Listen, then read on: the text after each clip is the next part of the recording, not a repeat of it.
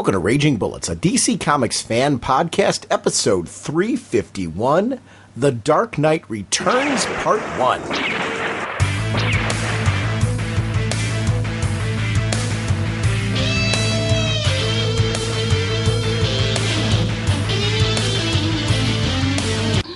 Welcome to Raging Bullets. I'm Sean Whalen, drnorge, and I'm joined as always by my co-host Jim, the sensei of the whatnot Segulin, and the Duke of you-know. Jim, how's it going, eh? Jim, I was trying to get this in one episode. It was funny, once we got done with the first issue, I'm like, there's no way. It's just not possible with the conversation we were having about this. What we do on this episode is we start comparing The Dark Knight Returns to the film, the animated feature, similar to what we did with Batman Year One. And we just got into a real in-depth discussion about our history with Dark Knight Returns, when we read it, how we felt when we read it, which led to some really eye-opening and interesting discussion about we have very different experiences with where we were at on this book, what our history has been with it, and how we felt about it, which I think is really fun when that happens. I like that kind of shock. So hopefully you guys will enjoy this episode the way that we did in having the conversation about it. We are proud members of the Comics Podcast Network and the League of Comic Book Podcasts. Sponsoring us this episode is DCBService.com and InStockTrades.com. Over at DCBService.com, Jim, I know if you haven't pre-ordered this one, I want to remind you to pre-order it. From Dynamite Entertainment, Red Sonja #1, written by friend of the show Gail Simone, art by Walter Giovanni, cover art by Nicholas Scott. And it's a brand new relaunch, Red Sonja #1 of Dynamite's Red Sonja with Gail Simone writing. I'm very excited to see this book. It's $3.99 regularly, 50% off, only $1.99. And I'm such a fan of her work that the idea of her writing the She-Devil with a sword is something I just wanted to shout out and say, hey, if you're a fan of her Batgirl and the movement that's currently being done from DC, that you're going to want to check her out over at Red Sonja as well. And remember that DCBService.com is a digital partner. If you are shopping on Comixology or iVerse Digital Media, you want to go over to DCBService.com. Make sure you link that account. You want to go into your account settings. There's actually a digital button. When you click on that, you can link your account. It gives you directions on how to do it. And make sure to give you 5% of each of those purchases towards your DCB service order. That adds up over time if you're doing a lot of digital purchasing, and it's a great way to just get an extra few bucks every time you shop towards your DCB service order. It's really cool. Over at InStockTrades.com, we are talking Frank Miller on this episode, and oh my gosh, do they have a whole world of Frank Miller over at InStockTrades.com. Absolute Dark Knight hardcover, $99.99 regularly, 45% off, only $54.99. So if you're looking at that contains Frank Miller's Dark Knight Returns, but also the sequel, The Dark Knight Strikes Again, and the slipcased edition. So that's really awesome for people looking for that. They also have things like from the same universe, All-Star Batman and Robin, The Boy Wonder hardcover, regularly $24.99, $13.74 at that 45% off. And they've also got the Batman Year One Deluxe Edition hardcover, 45% off, $13.74 as well. So it's a great opportunity to stock up on your Frank Miller stuff if you haven't read any of these stories, or maybe you have long since sold them, or you no longer have them in your collection, you want to grab them again. It's a great way to do that. They also have his work on things like Sin City and Daredevil, so please consider grabbing those things, because I can't recommend any of that work more than because that stuff's just stellar stuff. And remember, orders $50 or more give you free shipping. James, what kind of a podcast are we? Raging Bullets is a spoiler podcast. We go in-depth into plot lines, story twists, and whatnot of the comics we're discussing on today's show. So, if you haven't read the books, you may want to come back later so you can better enjoy the show. Thank you for letting out your inner demon. Speaking of that, let's talk The Dark Knight Returns. Jim, real quick before we jump into our Dark Knight Returns discussion, there's a couple of little quick things. First of all, I saw Star Trek, and just because we did that Star Wars and Star Trek episode, I just wanted to give it a quick shout-out. I don't know what people in general are feeling about this, fans, and I know kind of fandom, when you do like reboots and relaunches and stuff like that, fandom gets quickly divided, but I was blown away. I thought it was really, really great. To me, it harkens back to my enjoyment of seeing the Star Trek movies as they came out on screen, and that sense of wonder and excitement, to have that brought back today was totally my experience with it. So I really enjoyed it. I can't recommend it enough for anybody. If there's anybody out there that was on the fence and seeing this film, it was really a great experience. I'm not saying it was perfect, but I don't, honestly, looking back at all of them, and I would say this with any film that's a favorite film of mine, there's always little tiny flaws I can find in all of them, but the overall experience was mind-blowingly cool to me. I mean, I just walked out feeling incredibly satisfied and happy and excited. There was no part of me that ever got deflated watching it. So even if there was a moment or two where I'm like, oh, I don't know about that, which you typically get with geeky films anyway. I really, really have enjoyed this reboot, and it's been great to just kind of see that play out. So we saw it in 3D. We went to Valley View. They had like a special 7 p.m. like the night before opening instead of the midnight thing, and it was really, really cool to see that like on the big screen in the huge 3D, and just kind of I like the sense of depth that the 3D creates when they do it on films like that. I'm not always a 3D junkie. But for some reason in that film, like I want to see it now without the 3D to kind of enjoy the experience that way. But I really enjoyed seeing Star Trek with the 3D, and I just wanted to give that a quick little shout out and just say that I really enjoyed the film, and it was really fantastic. It's been a great, between that and Iron Man, it's been a great kickoff to the summer so far with geeky films. Yeah. Also, did you see the news about Earth 2? No, I didn't. James Robinson, as of issue 16, is dropping off as the writer. What? Yeah, which it sounds like, at least from the impression I'm getting, it sounds like it's his choice. That will be the end of his DC work for right now. I guess he's going to do... I'm just looking for news of what he's doing next. I think he's got something coming from Image, which I'm hoping it hasn't been released yet, because I tend to follow everything that he does anyway. He's one of those writers for me. And I know he's got something coming up from Image, but I'm hoping we get more news of more things from him, because he's a writer that I like to have...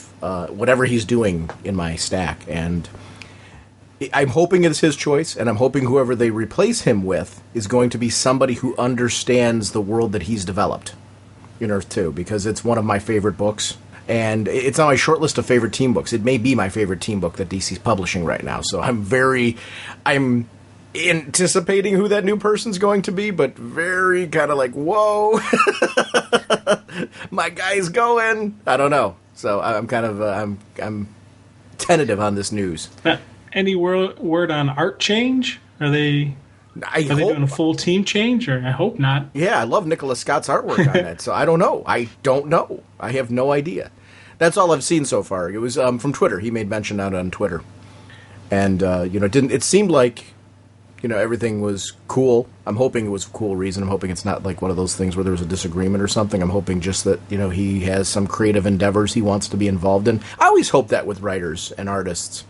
If they are doing a great job on a series that I'm enjoying, if there's a change, I typically get, from selfish reasons, I want them to stay on the book because I love their material on that book. But if there is a creative motivation where they're like, wow, I'd really like to do this instead, and I can't do both, I'm hoping that that's what's driving this. That's always kind of my thinking. And that I get to enjoy whatever this other thing is that is being done. So that's kind of where I'm at. Dark Knight Returns. Let's talk about this baby. The writers, Frank Miller. Penciler, Frank Miller. Inker, Klaus Janson. Letterer, John Costanza. Colorist, Lynn Varley. Editors were Dick Giordano and Dennis O'Neil. And apologies for any name butchery there, because this, to me, has been something since we've done the podcast I've always wanted to do, because I have such vivid memories. This was released in the late 80s, and I remember going to the comic shop. I remember seeing that cover, and I was reading a lot of Marvel at this time. I just was in that. I was very into the X-Men, into that whole mood. I was still reading DC, but I was reading a shorter stack of DC. I didn't really have a big stack of anything that I was reading, but I just happened to be very into what was going on at Marvel at the time. And I remember this coming out, and I had really enjoyed Frank Miller's Born Again cycle on Daredevil. And just to see that name on there, and this in this prestige format, this was $2.95, which at the time, they're like right now $2.95 for a prestige format book, no big deal. At the time, that was like, whoa, I'm paying what? But you picked this thing up, and it felt substantial. There were some prestige formats prior to this, but it was still one of those formats that you weren't as used to seeing. You weren't as used to that card stock, the extended page count.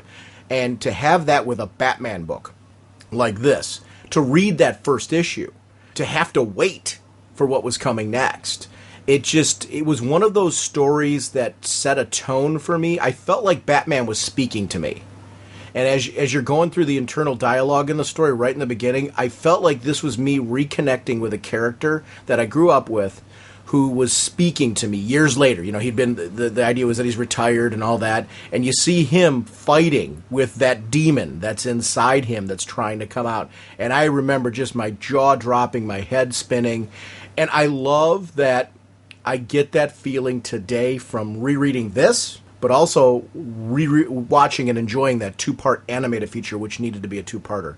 That's my feelings, though. Where are you at on this, baby? What was your experience? When did you first read it, and where are you at now with it? Okay. First off, let me say, at no point in time should anybody assume that I am saying this is a bad work. It's not. This is a very good work. It is one of those monumental Batman stories.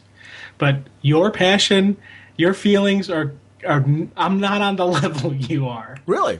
Really.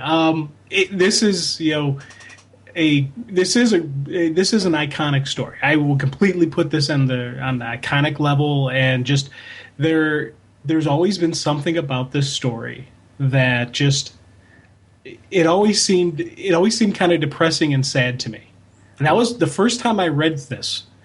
Was oh god, this was pre-podcast. I think I remember you told me about it, and I picked up the trade on it, I think, and I don't remember exactly when I read it, but it was definitely pre-podcast. And I remember reading it and feeling, wow, that was it. I got this feeling of depression when I read it, just because a lot of the stuff that happened.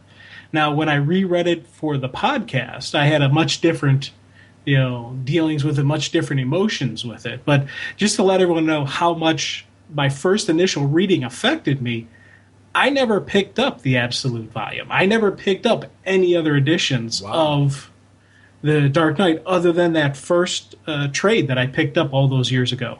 So it's been a while since I bought it, a while since I read it. And when I read it for the podcast, for the show, I was like, this is, it's one of those things like, okay, I can see the iconic nature and it's a good story, but of the Frank Miller stuff we've talked about, I enjoyed year one more than I enjoyed this one, because for me, year one had that birth, had that beginning, that refreshment, the awe of what is to become in Batman. And when we get into this is the end of the Bat. And I don't know. I always have just kind of a feeling whenever I read it. Now, the movie, I have a very different reaction with. Really? Okay. Well, yeah. So what's that? Where are you at with that? The movie, I watched the movie and I was like, oh my God, this is wonderful. I absolutely, the passion and fire you have for the comic, I have that for the movie. I love the movie. Now, it's not perfect. I wish there was more inner dialogue in the movie, because there's some great inner dialogue moments in Dark Knight that I was like, I wish somehow they could have put that into the movie, because that would have been great, to have in there. But there was just, and at the end of the end of the movie, I didn't feel, depressed or sad about it. I'm like, this felt like, okay, this is the rebirth of Batman. He's now, chapter 1 of his life is done. He's now starting chapter 2. I felt more hope in the movie than I ever did in reading the comic. Do you think it's because you approached the movie with a fresh pair of eyes, maybe? Because it's really this, or I mean, I guess maybe do you feel it's a different story from the movie? Because I feel that the movie captured brilliantly what was going on in the comic, but that's my view, and you don't have to necessarily agree with it. Because I'm fascinated by this, mainly because this story is, to me, and it's not just a blind, because at the time when this came out for me, this was a very isolated era. There wasn't a whole lot of me talking to other people, getting their opinions on this story. My emotion towards this story was very true to me, and at the time I had friends of mine who were were borrowing this from me to read, because none of us had any budgets. So it was that kind of, and I was in that era where it's kind of like letting somebody borrow your comics on any level. You're very worried about corners and creases and stuff like that. Yeah. Especially with this book, because the first printings went up in value. But being neither here nor there, my experience that I'm sharing is very much the same experience I had with the animated feature. I felt the animated feature captured perfectly everything that I loved about it, agreeing with everything you said about the inner dialogue and stuff, and I think we're going to have some fun talking about some of that. Did you feel it was a different story the way that it progressed in the film, or do you think it was a fresh pair of eyes? And there's no right or wrong answer. I'm just curious, because I'm fascinated by this. I'm saying three things, because I thought about what's the difference, and the first thing was the musical score. Oh, yeah. The musical score of the animated feature really did, kind of bring out a more positive feeling at the end. When I'm reading, it's only the music that's inside my head.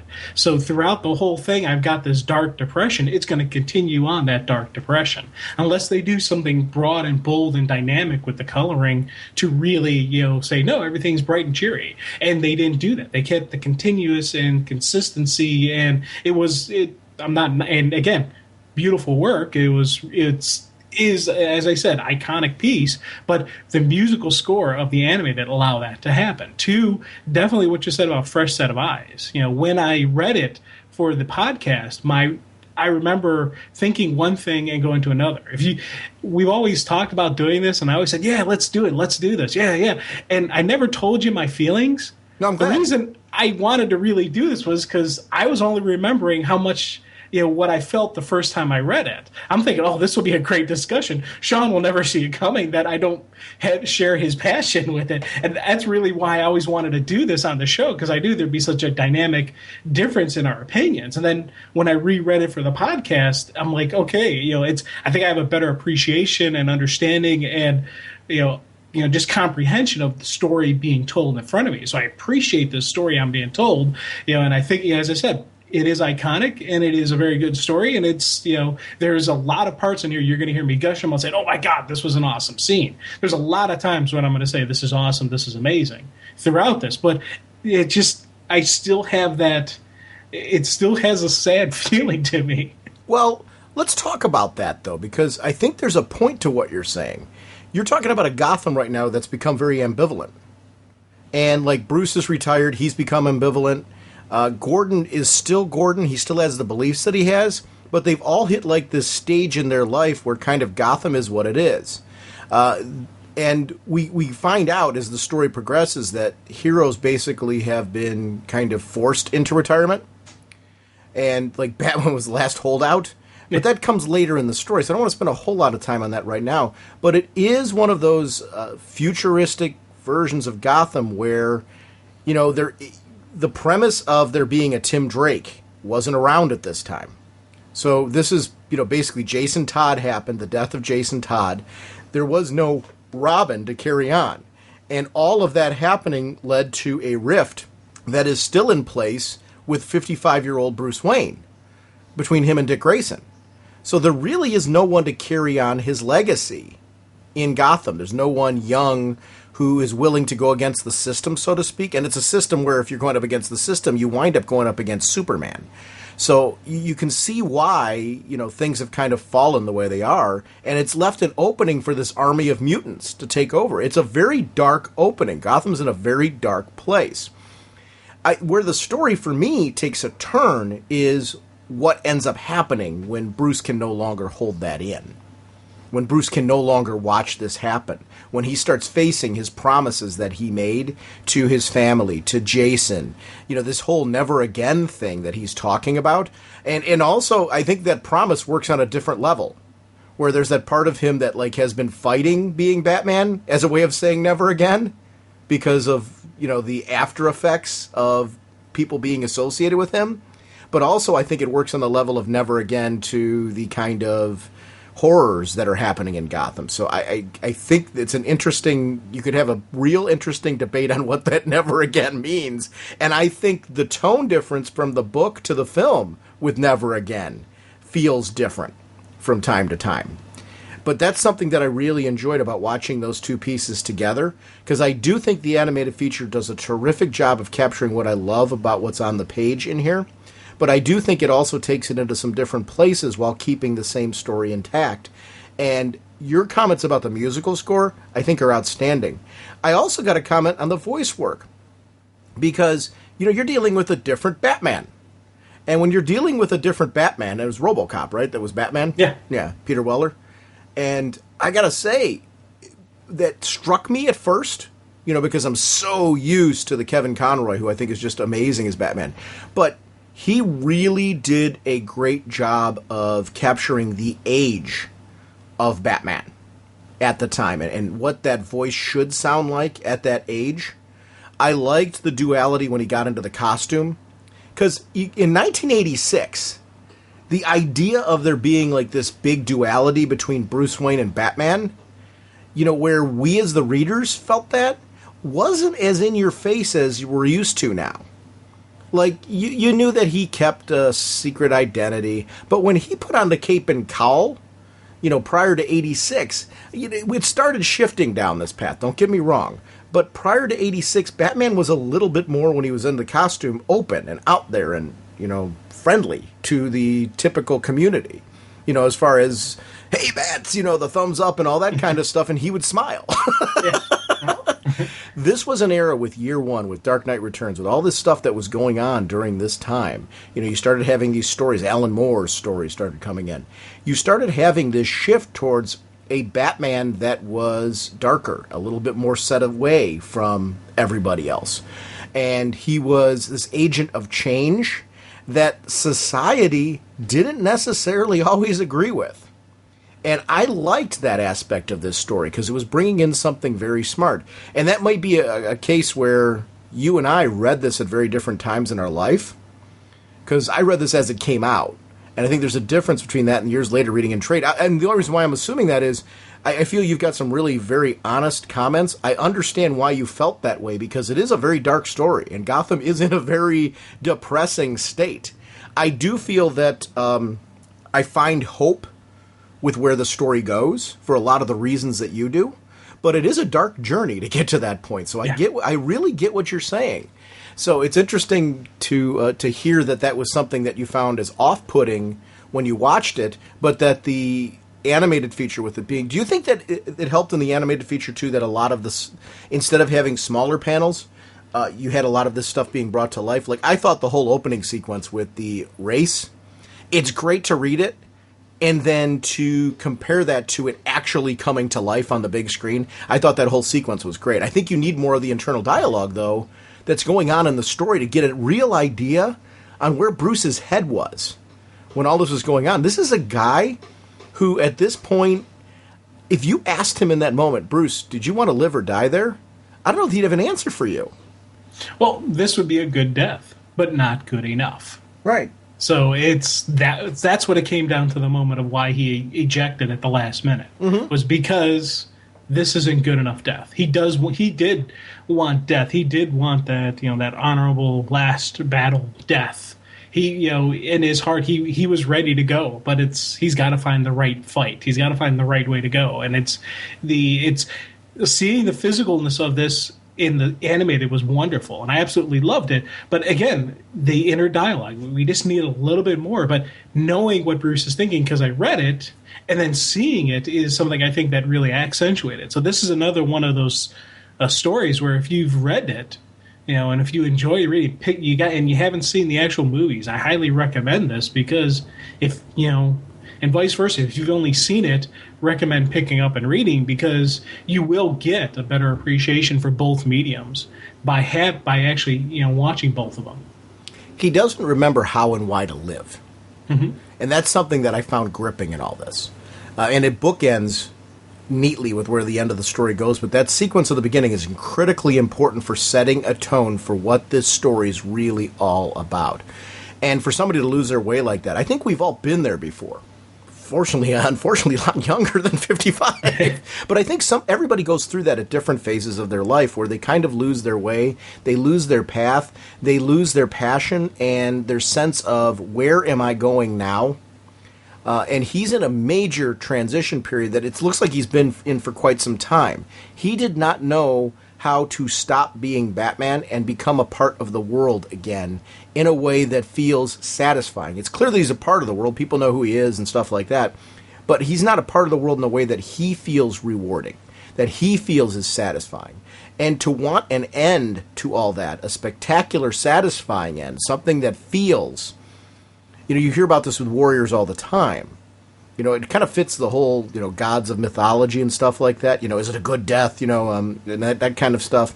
I'm into that. It's a good day to die. Yeah, exactly. It's that kind of vibe that you feel in this story. And you hope you never get in that place where you need that. That's a need that you have. You hope your life's fulfilling enough that every day keeps you wanting to keep going and to be a part of it, to live. And it is a dark place. I agree with you on that. I liked following his journey, though, because it looked like to me, when I was reading it, I'm like, I'm seeing Batman try to recapture who he is. What he's missing is being Batman. And as a kid in '86, when you're at that transition place in early high school, where you're like trying to find yourself, and you're reading a story where your hero is kind of in that lost place as well, and he's trying to find himself, that part of himself that gives him that sense of purpose again, that sense of, living. That's what really captured me about this story. There are pivotal moments when he finally dons the costume again that just make my jaw drop still to this day, because I remember seeing them at this time and going, yes, this is how you finally, you've discovered that thing about yourself that makes you, makes you Batman again, Yeah. And I think we all want that moment. And that's the part where the story, to this day, still has a soft spot for me and still grabs me. And that works very well on the big screen as well with this animated feature. I love that this was a 2-part animated feature, and I hope that they consider doing those more often. I don't know. I think there was a sales drop between 1 and 2. I don't get that. Because how could you buy part 1 of this and not buy part 2?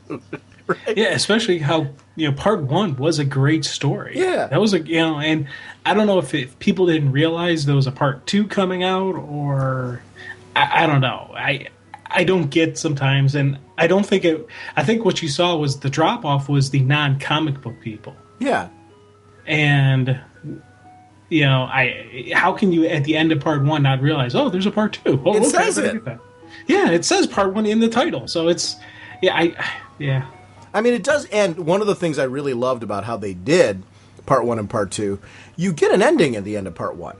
It ends a story and leaves room with a nice little cliffhanger with the Joker and where everything's going. I really liked how that all played out, that they left us some room and excitement and anticipation for what comes next. But they really did wrap up, I thought, the first animated feature with like this sense of an ending to that part of the mutant story. And I thought that was cool. I thought that was a cool way to divide the 2 features up.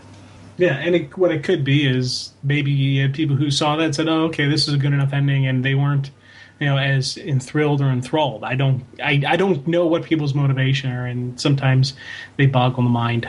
We see and we talked about a lot of this stuff casually already, the meeting between Bruce and Jim Gordon.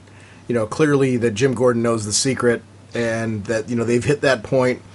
And the open talk about Jason Todd and everything. But this sequence, I gotta share this dialogue because it's some of my favorite. As we part, Jim squeezes my shoulder and grins. You just need a woman, he says. While in my gut, the creature writhes and snarls and tells me what I need.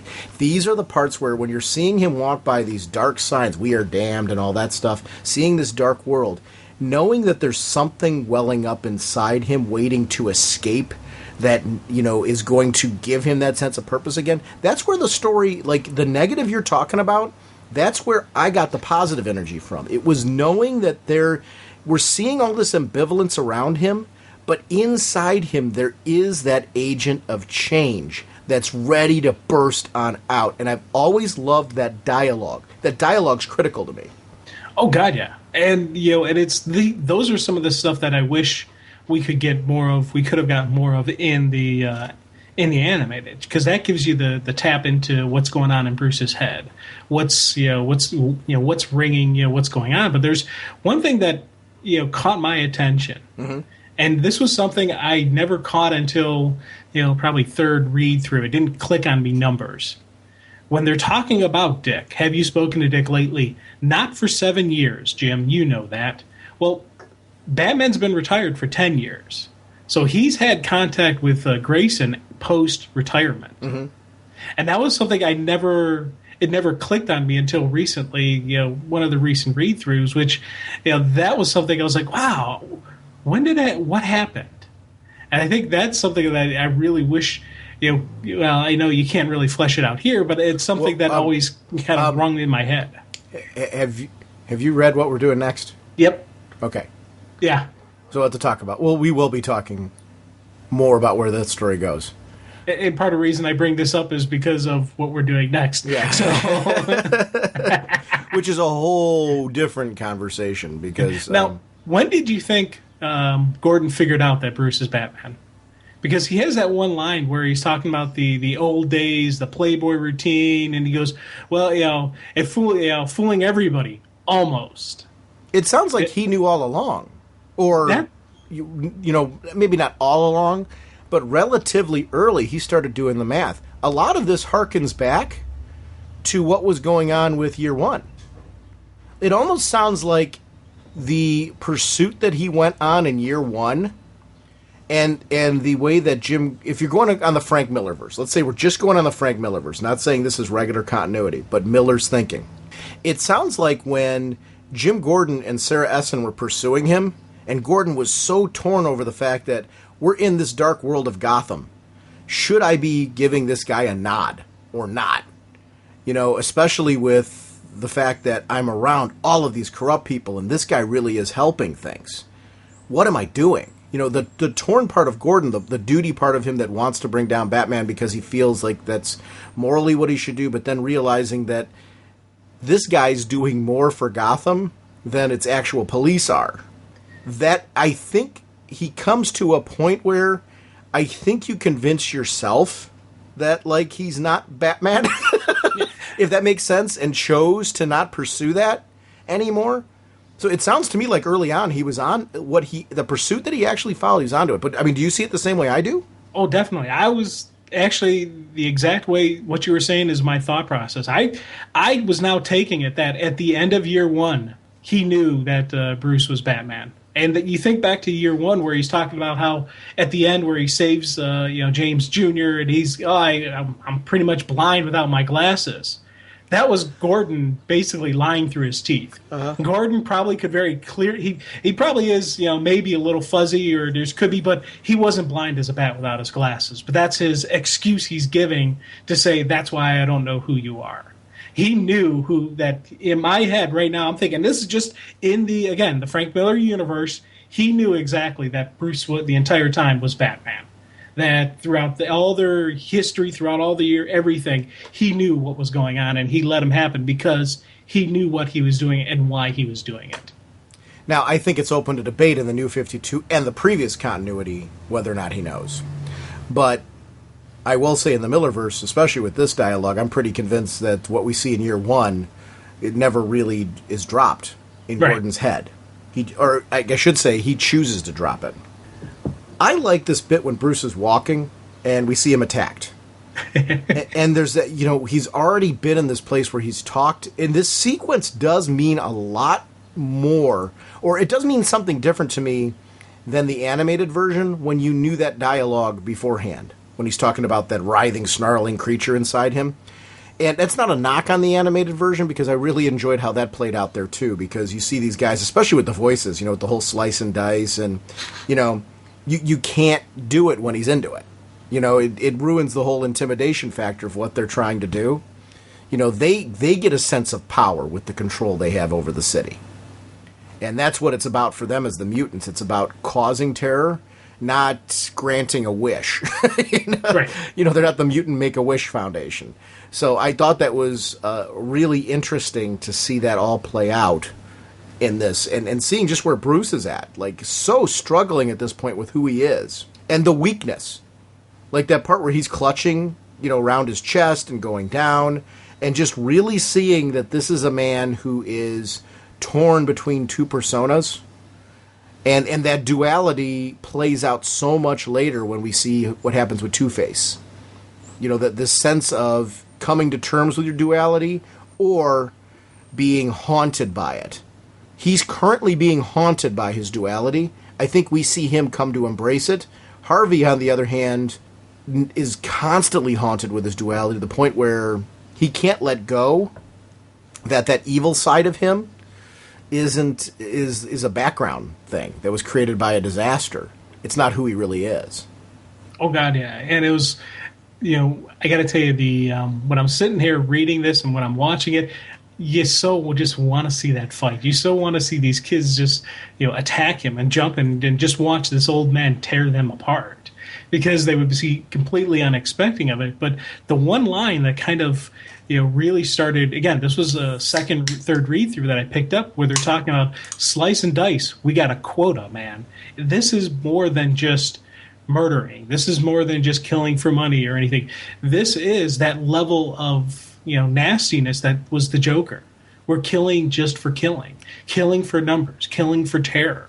These guys are a terrorist organization. They are out to seize and control Gotham and take it and, just destroy its foundation. And all the nastiness that you can imagine in the Joker, you're putting into now a group of them. And that was something I was like, wow, right from the very beginning, you're getting notices of the slaughtering of the nuns for no reason. The one kid, they have a ransom where even though ransom's paid, they still killed the hostage. There's all this level of just killing for killing with these guys. And it's not. I disagree with you. I agree with you on the intimidation factor of the Joker, but I don't think with them it's for nothing. I think there's a wide variety of targets. I think there's quotas. And there's a plan.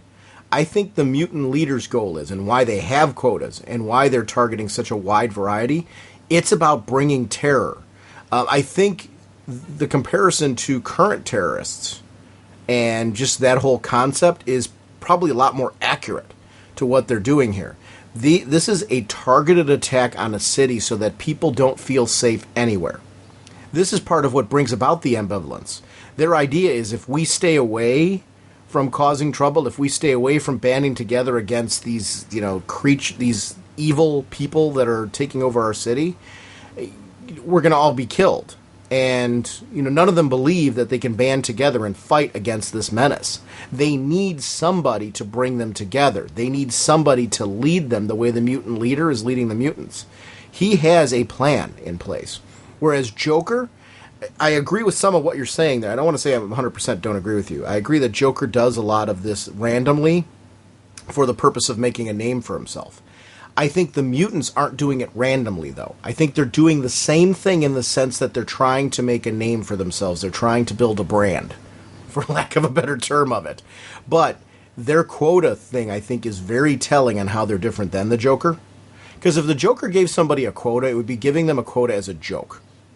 And there would be some joke behind it, and, there would be a punchline at the end where you just realize, that this is like the insanity that's the Joker, and there's a certain twisted logic to the insanity, but it wouldn't play out like this.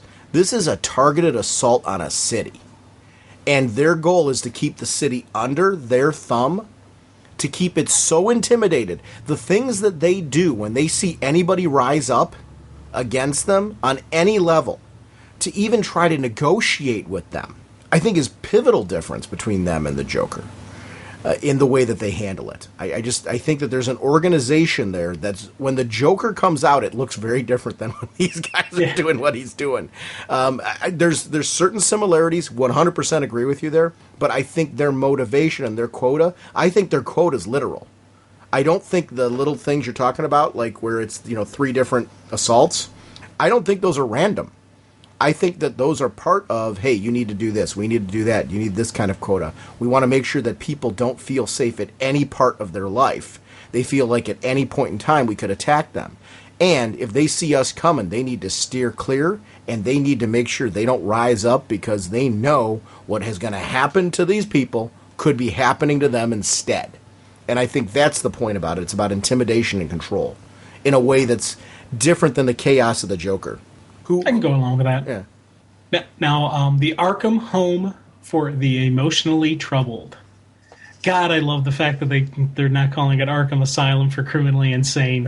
This is, you think about political correctness and just how we walk on eggshells and how we have to make sure we phrase this correctly, and we don't want to offend this group. The fact that right here in Gotham at this time Miller had the foresight to say, this is somewhere where the country is going. They're going to do something like this. Prisons are called correctional facilities. Well, correctional facilities is not good enough. It's a rehabilitation center. Yeah. And it's, it just keeps getting more and more, we don't want to offend anybody. We have to watch that. And the fact that back when this was written, they had the foresight to do it. That was something I really liked and I really appreciated. And again, it's one of those things on the creative side that I was like, that's kind of cool that they would have that. And I agree with you. Actually, it's funny for that to be. That's what a cutting edge story this was. In 1986, they're talking about this. Yeah, and it's how insane our world's gotten now. It's funny how, and I don't want to say this in a way that I'm disrespecting the concept behind political correctness. I believe that we should be respectful of everybody, of all of our differences and things like that. I think nowadays with political correctness, we've gone to a level where it's almost just diminished as a concept because it's thrown out there in ways that I think take away from the original idea to be respectful. I think when, people are from a different culture, a different background, things like that, you should be respectful. Just be respectful. If you find out you're saying something that, offends somebody, just don't say it, and realize that, okay, I was saying something out of ignorance, so I just stop. I think that, I know that sounds overly simplistic, but I think nowadays as a society, I think we've sometimes lost the original message behind the idea of political correctness to just be polite, and respectful of differences and things. When you go to this level that they're talking about here, the satire that they're doing here, I think they explain a lot of what's wrong today. I think we're going out of our way to protect situations that we shouldn't be protecting. This is a great example. There's nothing that should be protected here with the horrors that Two-Faced has caused. I'm sorry. I think it's okay to say he's a homicidal lunatic and should never be allowed back in society again. I'm all for the fact that if he's got a whole bunch of crazy, that okay, should you put give that person the death penalty? I get the whole balancing act there of trying to figure out what's right and wrong there, and I'm not going to pretend I have the answer to that. I really, really don't. But in fairness, this is not a man that should ever be unleashed on society again. I don't care what kind of plastic surgery you give him. I agree, maybe make him, if you eventually feel he's rehabilitated enough, maybe inside this place, make him an inspirational leader for the people that are in there to maybe have some form of a better life in there. Maybe he should be somebody who talks to the world about the dangers of becoming somebody like him. So maybe you can learn from that so maybe somebody else doesn't head down his path. But you do not put this guy back in the world under any circumstances. And I feel like there's a lot of satire in this that fits a lot of what the dangers of what we do as a society today. I think television, your TMZ kind of mentality and stuff like that, I get into all that stuff, the reality junk and those type of things. I get into all that stuff. So I'm not going to pretend that I'm, pure and I'm the worst offender. But I think nowadays all of that stuff has enabled people who are sometimes doing things that are very, very wrong to continue down that path. And a lot of that is due to the fact that the way we handle those situations a lot of times is surrounded by this overused concept of political correctness, if that makes sense. I think the term, it'd be very hard to pin down from person to person exactly what people think the term political correctness means. To me, if I'm trying to simplify it for myself, it means being respectful of things that are like common sense. If you say something boneheaded out of ignorance, apologize and just don't do it again. You know what I mean? Try to change your thinking on that end. And it's very simplistic, but that's kind of the way it is. We all do boneheaded things. I've said boneheaded things in my life that I really regret that could be offensive to somebody, not from a point of ignorance. But I'd like to think as I've gotten older that I realize those things are a mistake, and I just don't do that anymore. Or I see people differently than I would have years ago. But this whole storyline right here, I just think is so cutting edge that Miller was satirizing this in '86. Yeah. That's crazy. I know. That was something that I really, and this is something I appreciate more now than I did when I first read this. Because when I first read it, I'm like, oh, okay, Two-Face is coming back, and I didn't really think too much about it. But now I can see the satire. I can see what he's saying about society and where we're going and how we would do something like this. Because while you're more understanding and lenient towards people, my theory has been and always will be take a life, forfeit a life. If guys like Joker and Two-Face, they should have been put to death a long time ago, in my opinion. Now, am I upset at the comic book universe that they don't do it? Of course not.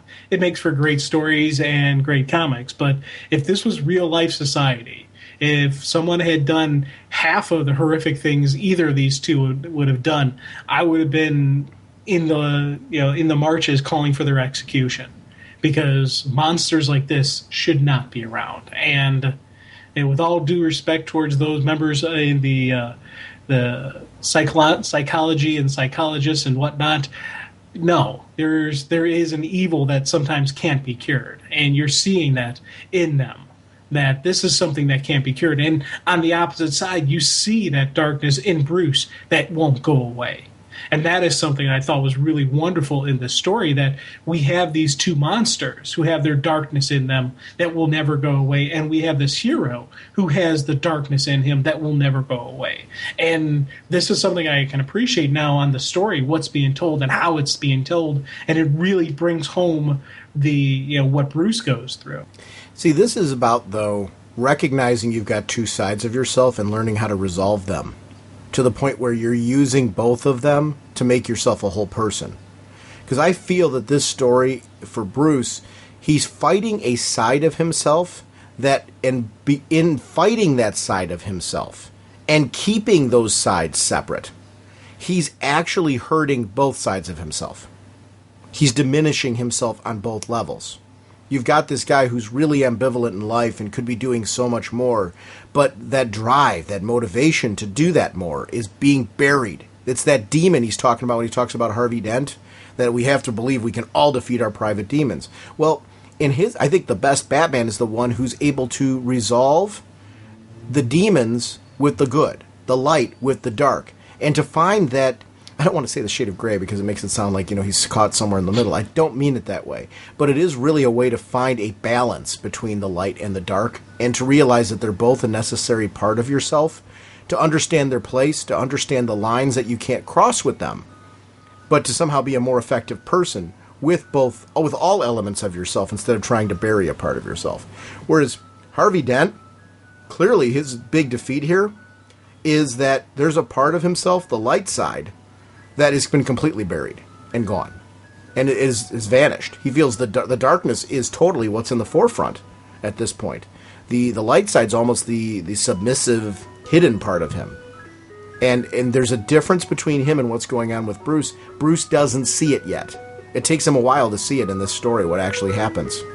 And how surreal is it that we're talking about this stuff as the ice cream truck goes by? I know, isn't that great?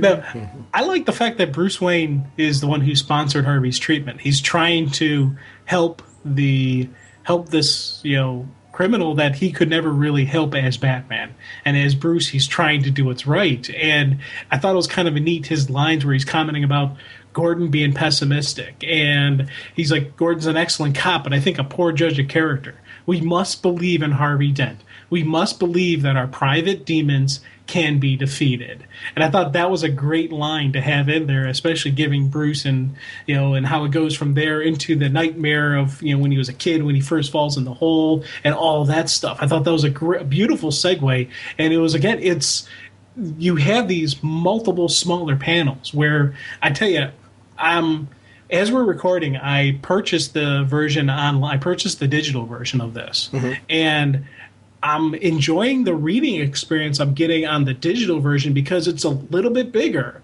than what I had on my trade. So it's something I think where the slightly larger size going the full screen and issues and all that, I think I'm getting a better. It's a better reading experience because I'm not all multiple smaller little panels. And I think another reason why I like the movie so much more, because you got these panels were all full screen on the on the big screen and not the smaller version of it. I think that's a huge interest, and I'm partly want to read the Absolutes version I was just going to say that. To see how that comes out as well. You get the same experience with the Absolute version, being able to have that big and large as well. I'm actually, for the purpose of our conversation here, I have it on my iPad. And for the similar reasons, I like that you can kind of like pinch out and like blow up the panels. I adore the Batcave Discovery sequences, no matter how they're done. But I like this moment where you see Mom and Dad there. Because you don't always see in the storytelling with the cave and things like that. It's usually one parent, and sometimes Mom is kind of ignored, if that makes sense. So it was kind of great to see both parents like out there together, it being like a family outing, a family picnic or something like that when Bruce falls through there. I don't know why. That was just... You have this belief that Bruce is traumatized by the death of both parents. I like to see more sequences where you actually see him as a kid interacting with both parents, so you believe that he had this relationship that would drive that. Do you know what I mean? Oh, yeah. So I like that here. I liked, to me, it was a couple little panels that, like, in isolation, they seem like they aren't that important. But for me, it says a lot about a relationship that I need to believe as a fan. There's, that's there. There's a motive. This is a kid who's really upset that because he has great memories with them, even when something bad happens, like falling down there. It was framed with this nice day outing that he had with his family. Yeah, and it's neat because how this played out, because you've seen this story so many different times, so many different ways, and this was still just. I was like, you get this version of it. You get this telling of it. You get this styling behind it. You see the fear. And I especially love when we end with that close-up of the bat's face, the fiery, the fire in the mouth, just that demon looking, where you really see the fear. You really see just this little kid who's like, oh, my God, with this bat, with this bat coming at him, even though the bats are more afraid of he is and all the logic behind it, you still get that fear and you get that raw nerve. And that was something that, in the comic, I loved it. In the movie, I loved it. This was something that I was like, this is a well-told sequence. And, again, beautiful flow-through into the next, era. We go from this nightmare to Bruce being down in the cave. Bruce being down there and just everything that, again, the inner dialogue and just everything that goes through his mind, of what's going on. It's not just the visually we're seeing this, we're getting into his head. We're seeing what Bruce is thinking throughout this. And that is something I can really appreciate. And being haunted by Jason's death was what drove him to retire, right? Is that what they're saying here? Because you look in that dialogue, and he laughs at me, curses me, calls me a fool. He fills my sleep, he tricks me, brings me here when the night is long and my will is weak. He struggles relentlessly, hatefully to be free. I will not let him. I gave my word. For Jason, never, never again. So when he's saying that in that moment, he's saying that he hung this. Jason's one of the pivotal reasons that he hung it up. That's how I was kind of taking it, and I didn't know how to go with it. Because he must have been, in this universe, was he no longer active after Jason's death? Or, because that would explain why there was no Tim Drake, why, everything that fell apart, that did fall apart. But Bruce was active after Jason's death. But he had to have been. But in 86, it's funny, in 86... the idea, I'm sure when Miller came up with his idea here, he wasn't so focused on what comes afterwards. Yeah, and that's the thing where I really wasn't reading the comics when this all happened in the thing. So my basis, I'm going on what I know now. Jason's death came after this. Oh, it did? Yeah. Death in the Family was December 1988. So this predates the death of Jason Todd. Wow. I wonder if this, in some way, led to the idea of, let's throw this out there. Like, Miller was playing with this, so let's throw it out there. And actually, so I don't know. So we definitely could have, in this universe, Jason didn't die, Death of the Family. Maybe Jason was around longer.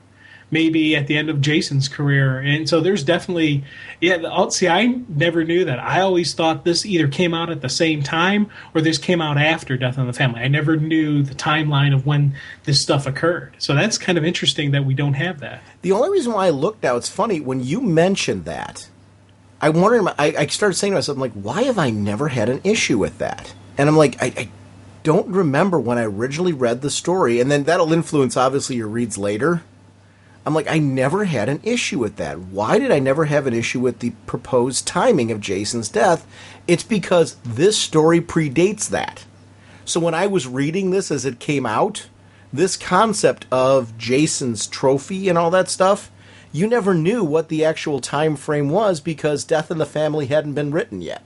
See, that just makes me really see stuff like that makes me go, wow, that's cool. Yeah, that's some forthinking on Miller's part, that he actually was like, okay, we're gonna lose a Robin one day. There's gonna, and Jason Todd's gonna be the one that we're gonna say dies. And I think that is a neat idea. And I wonder if he had been, in contact with the people who are currently writing and maybe writing Batman. Maybe he knew something that nobody else did. Maybe this was their way of testing the waters. And there's a lot of I wonder about now. Well, it's funny, and years later they decided to bring in a Tim Drake, which flies in the face of this, in a good way, I think, because I do think this kind of stuff. I took this as time went on, it became an Elseworld story. I don't mind when they do stories like this in the future with the potential endings. Like Marvel did a The End series, which some of them I really enjoyed, but the idea was to tell kind of like the ending of these characters, where their whole story would go. And it was the ending of characters, the ending of teams and stuff like that. And I like that kind of stuff. I like those, because I take them as out of continuity, if that makes sense. They're future storylines that may not happen. And if they did, it's Kingdom Come. It's the same thing. I love stories like that. This was before Elseworlds was a phenomenon. I like that idea that there's potential futures out there that writers can play with, as far as, this is where I think Batman would go. This is what I think that would look like. And I'm great with that. I think that's, it's always a fun thing to play around with because we want to see what the future would be for these characters. But at the same time, you don't need to be beholden to it. I think when you try to get too beholden to that, you run yourself into this weird middle ground where, like, okay, we said what the beginning is. We're stuck with the ending. Now we're somewhere in the middle. We're hovering with, we can't do this now because we said this happens in the future. That is always a dangerous corner to paint yourself in. You're better served saying there's alternate timelines and letting that be your reason why you can do something that's going to shock and surprise people. And I'm a big fan of that. I love these moments when he's sitting there and tormented by the television with everything it's almost like his subconscious is driving the channel clicks and what dialogue he's focusing on from it. This is a man we've seen fighting against this demon that's inside him, this part of himself that, out of guilt to the loss of the Robin, has kind of forced him to put this on the back burner. It's the funny part is, if Jason hadn't died, I'd love to know how Jason died in this world. If Jason hadn't died, and I don't remember, I'm going to be honest with you, I don't remember if that was ever pointed out in Dark Knight Strikes Again. I don't know if Miller ever fleshed that out. It's funny. I want to reread that again and focus on that. I don't remember if he's ever told. Do you remember that? Him ever defining how Jason Todd died? No, I don't remember. And I always, in my head, just pictured how he actually died in the real world. Right. So I assumed it was the Joker beating him with a crowbar, to death. Yeah, because it's, see, and I guess, I don't know if Miller kind of wrapped that into his own canon after that was actually written, because Strikes Again was written in 2001, so obviously it was far after what happened with Jason's death. So I don't know if he kind of absorbed that himself or just kind of has in his own mind how the death happened. I wonder if he ever fleshed that out. I like when we see Bruce reconnecting with the original incident that made him who he is, the death of his family. Yeah. And that it's not just that. It's also an enraged reaction to what's going on in the world around him, if that makes sense. Because I'm a big fan of, I think that there's a pivotal moment that sets Bruce on a path. But if it's just that, if there isn't something to continue the motivation, you've got to think at some point in time, this guy is going to feel like he's done enough. But he also loves Gotham. He loves this world that his family was a part of building. And he wants to see the city the way that his family envisioned it. And that's something Batman Begins, I think, captures that brilliantly.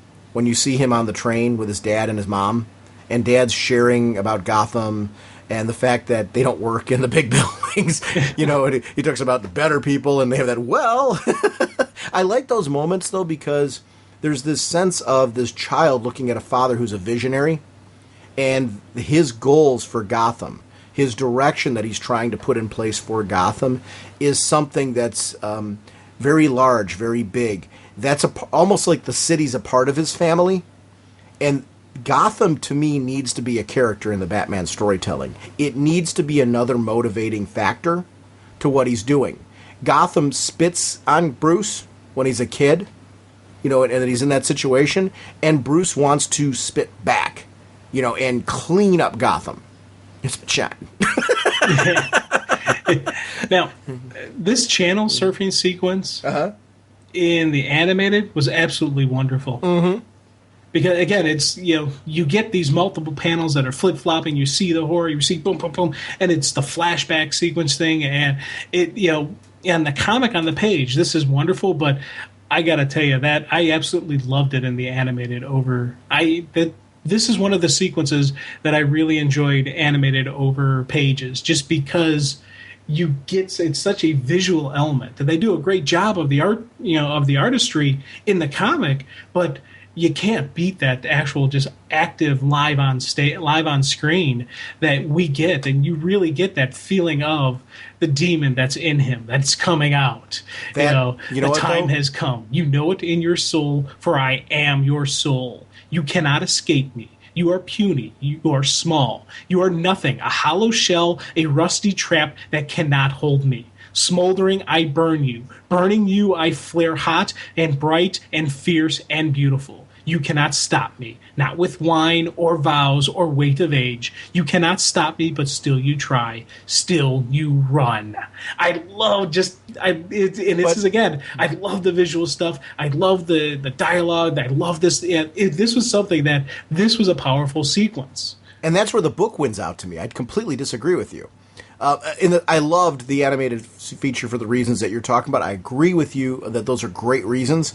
But that dialogue build, when you see this troubled man going along, knocking over the statue, and that played out well in the visually on the screen too. I agree with you. But that dialogue with it, just the voice it was given in this comic, then you flip to the next page and you see the slow approach of the bat, through all those voice matches and everything. And you see almost in his face like this realization of, finally, it's finally coming to embrace me, and there is no more hiding. It's like any pretense of fighting it is gone in that visual, and we see it drop gradually. That sign, that powerful moment, taking him back to his childhood. I just ate that up because it's the torment on the page before, building to that moment with the bat, so brilliantly written. And it's funny how I'm a big fan of, I love larger pages and larger panels and stuff like that. It's funny how in this story I appreciated the choice of the smaller panels because of the amount of story that was being told here. You figure this is a prestige format book, right? They had a huge amount of page count to work with here, but yet the density of the material on each page, the amount of panels that they're getting in, the amount of storytelling they're getting in, it leads to an animated feature like you're mentioning because you've got your storyboarding work right here. I mean, there is nothing left out on the page. And it's one of the things that I really appreciated about the animated feature. It did such a nice job of bringing every one of my favorite sequences to life. But there's certain parts of it in the book, and I get it. We had a different experience with the book, so a lot of times when I contradict you on that, I'm contradicting you from the standpoint of this is what my emotional feeling is to it, and I disagree in the sense that just doesn't match my experience with it, but I get where you're coming from on your end of it. So if just to clarify for anybody listening, when I say that, I'm passionately coming from the standpoint of, no, you don't understand, I dig this part, and here's why, because that's just been my experience with the story, and it is that sequence, the payoff of that. In the comic, it's one of those high five moments. I remember it as a kid. I remember it now. I'm kidding. I was in high school at the time. Well, I was a kid, but because it's a long time ago, over half my life ago. But wow, that holds up so well because it leads to these brilliant moments where we do not yet see him as Batman until pages later. The moments where we do see him acting as an agent, and this played out well in the animated feature too, are these quick hit moments where you see a glove, you see a shadow, you see this. These are all things where we don't actually see the man until pages later. What a great sense of story build and mystery and excitement. You are just pulled in and captivated by this in a way that I just found gripping. And this is the part where I know what you were saying about how it started off depressing and everything. In these moments, it was such the opposite of depressing for me. I was like, whoa, yes, he's back. He's like, he knows what he's doing. This world, this horrid world is going to start changing now because they don't have a choice. And to be honest, I had that roller coaster ride. Mm-hmm. When I'm reading this, I start off that low, I go the high, like, yeah, Bruce is back, Batman's back, oh, this is cool. And then by the end, I'm like, oh, man, oh, no, oh. And it was the ending that always is the depressing stuff for me. So I had this really high moments, and then it drops off. And I was just like, oh, no. And it's not even a negative statement of what I read. It's one of those things where it got an emotional reaction out of me. I now recognize that when I read something and I do get this emotional response, I do get this passionate response, that's what tells me, okay, this is some quality work. When I was first reading this pre-podcast, I didn't have that kind of mindset. I didn't have that logic. If I ended a book and I was like, oh, man, and I had a reaction to it, I didn't realize that, hey, it's a good thing. It's because it's so good that you had this reaction. So that's why I always, when I first read it, I had that depression. I had that negative feeling to it. And even now, there is some stuff that I do get some, and it's always the ending of it. It's always how the book ends, the final couple pages that always just, it's a little depressing for me. It's a little sad for me. It's, there's a couple characters I'm like, no, not him, no. And I was like, and there is some pain that I do get, even today, even though there's an appreciation of the story being told, appreciation of the fact that there's quality, that it gives me this emotional reaction, gives me this emotional response for this 100% purely fictional character. And I think it's in these high points you're getting from these combat sequences. I'm 100% with you. First fight when he pulls the guy through the window. Second fight when it's the pimp who's smacking around his girl. And even dealing with the cabbie who's played some hush money. Bruce reaches in, takes the big wad of money, rips it up, throws it back at the guy. So you're not getting any blood money for this, dude. I loved just those sequences, and that was something I was like, yes, this is Batman. And let me say this. This is an example of a sequence where I actually feel that the animated feature had the opportunity to do it better. Because what they did is they took this as a storyboard and fleshed out things that we didn't get to see. Because these sequences you're talking about, even when the taxi cab sequence was extended. Yeah. You got to see a lot more visually what was going on. I thought that it was even more horrific in the animated feature than it was here, which I applaud them for. I applaud them for taking it to a place where you're just like, whoa, and he stopped. He got there, but she already had this issue where he got cut. Yeah. Well, and you think about the taxi cab sequence, you actually got to see her. You got to see the young lady who was being smacked around. You got to see, there was more, you get a wider panel. You get a little bit more details. And I think that's something where the animated sequence has the opportunity and the edge to actually show us where it's spreading out. It's giving you a more fuller picture. Well, and I like the Hitchcock approach, so I'm into that part of it. Oh, yeah. But in the animated feature, for some reason, the arcade sequence with Carrie Kelly, I thought that was really great because a lot of her personality came through there. And I'm a fan of the character. Well, actually, where are you at with the character? Like, with Carrie Kelly? Do you like her as a Robin? What are your thoughts on her as a character? Because I'm throwing out there that I like her as a Robin. But, you know, especially I'm going back to 86 when she was introduced, and I'm just like, whoa, this was kind of cool. But where are you at? Do you feel the same way? Okay. My dealings with Carrie are depends on which, Jim you're asking. If you're asking the Jim who first read the story and the Jim you're talking to now, those are two completely different opinions. Go for it, then. And, when I first read the character, when I first read her, I was like, what? And it's not a female Robin thing, so I don't want anyone thinking that, but it was just, I felt like the character was just thrown into the mix. Oh, hey, let's do something different and make it a female Robin. I felt like she was just in the right place at the right time, and that's how she became Robin. She didn't earn it. And again, this is pre-podcasting. This is pre-everything. This was just back before when I was just an idiot reading comic books that someone said, hey, this is a really good book. You should give it a try. Oh, okay, sure. My experience, so throughout my first read through with Carrie, I was like, okay, yeah, there's some neat stuff. Oh, okay, that's kind of interesting. But I was never a passionate Carrie fan.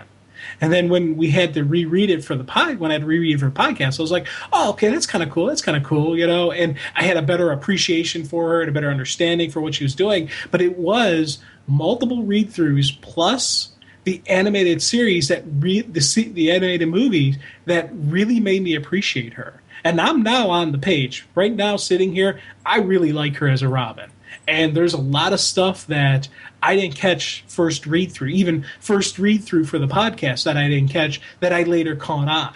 And there was a couple stuff that as I'm working out my notes, getting ready for the podcast, that I started, you start visually, just thinking about the character. You start, writing out what you're saying, what you're going to say, what you're thinking about her. And as I'm writing, I found myself typing stuff going, wait a minute. Hold on, wait, and then I reread what I read. I'm like, dang, she's really cool. And then I go back through and I reread everything, and you can kind of see just what he was going for with her. You can see where she was going to be, what, her character, her personality, her strengths. And you see the hero in her. You see it's a young version, and she's just learning the ropes, but you do see those raw factors that you need to be a hero. You see that in Carrie. And I think that was something I missed on every read-through I ever did until we really started getting ready for the podcast, that I saw this, like, she's a cool Robin. This is okay.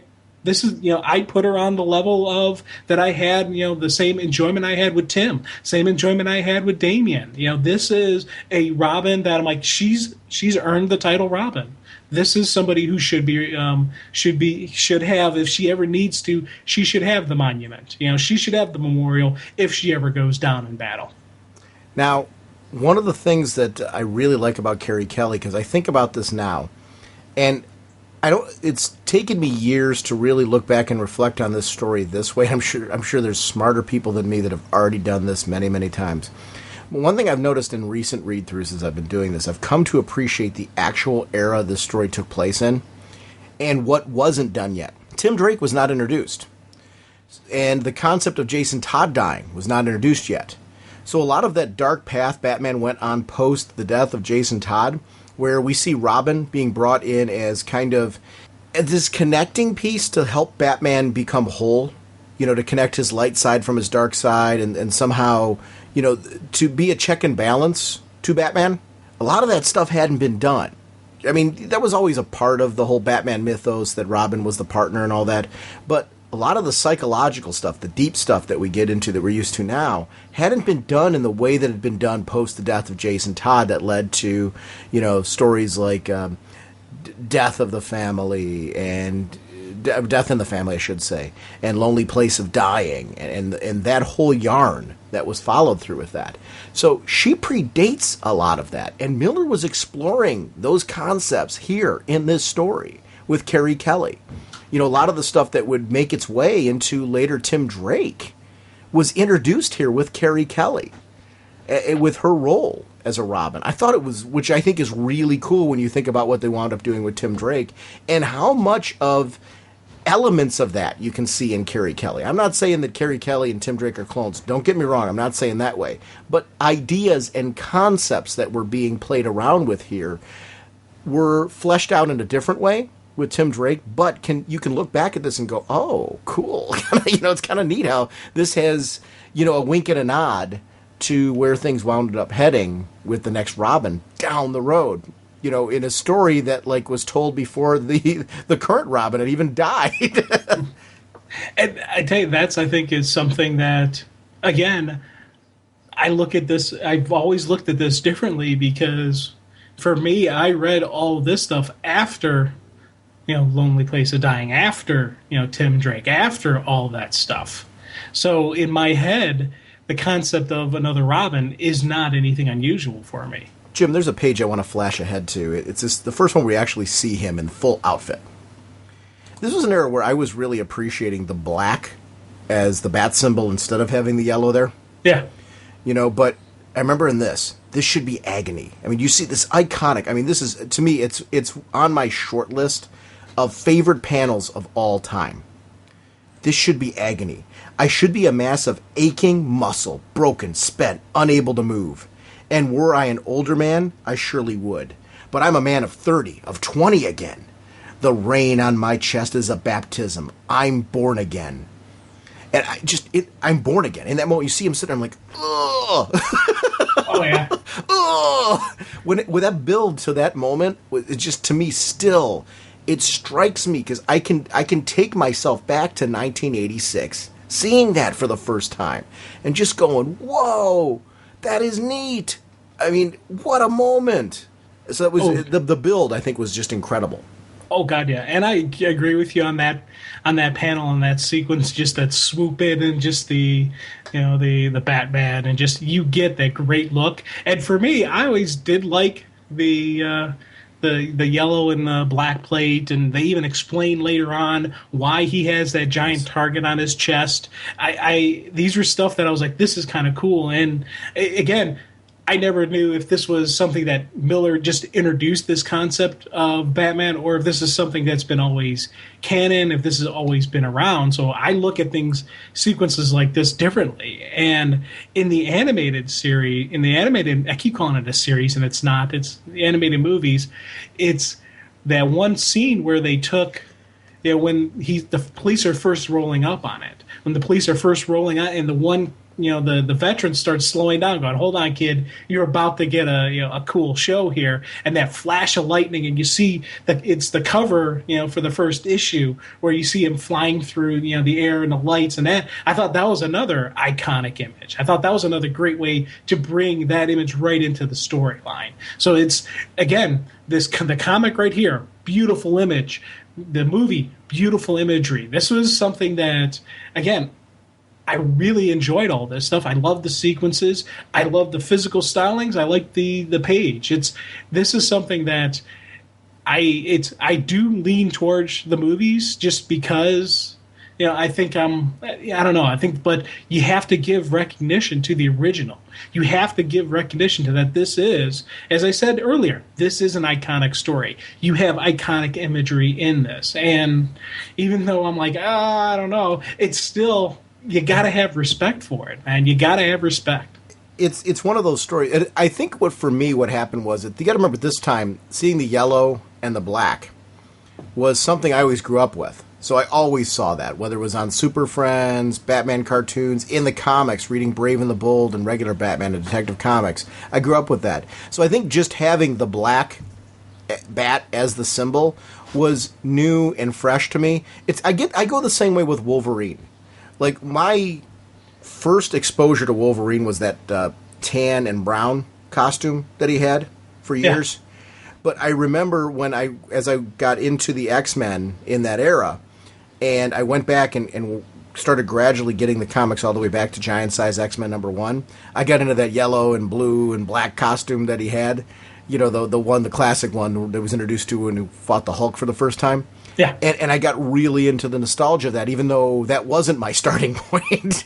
And I'm still into that color symbol. I think I have the same thing with Batman. It's going back to knowing that black symbol goes back to his roots and how he was originally created. I think that's the wink and the nod that I get from that I find fascinating about it. This sequence, I want to talk about the cape in the car sequence, because this is something that some of my favorite Batman creators of all time, when you look at a Neil Adams, what's great about Neil Adams? The storytelling he does with that cape. And there's a lot of, Bernie Wrightson does this. There's just a lot of great, and I'm going to stop rattling off names because there's been so many people throughout the years who I think have touched on their own unique storytelling with that cape and what it can do, and just how it makes you believe this thing is so much longer than it actually is on him. Yeah. But I love that sense of that it's almost like a living weapon, a part of when he's on top of there, there's whoop. And you see, him landing on there and the cape just flowing in front of him, and he's crouched down in a way where you're like, okay, the cape's going that far because he's crouched down, right? Still, you gotta suspend your disbelief there that cape's really that long. But I love it. The idea of that flow, and it's almost being this supernatural thing that flows out of him. Neil Adams is, and Jim Aparo and people like that, just like growing up, they did this with the cape. The cape had a story of its own going on. Like you could have almost done like a spin-off series, Batman's Cape, and what it does on the weekends, or something like that. Hangs out, yeah, it hangs out like with Superman's cape. Yeah, I whip myself in front of cars and stuff like that, and this guy gets all the credit, those things. But I love this moment because it is a character, and visually, that's where the comic for me.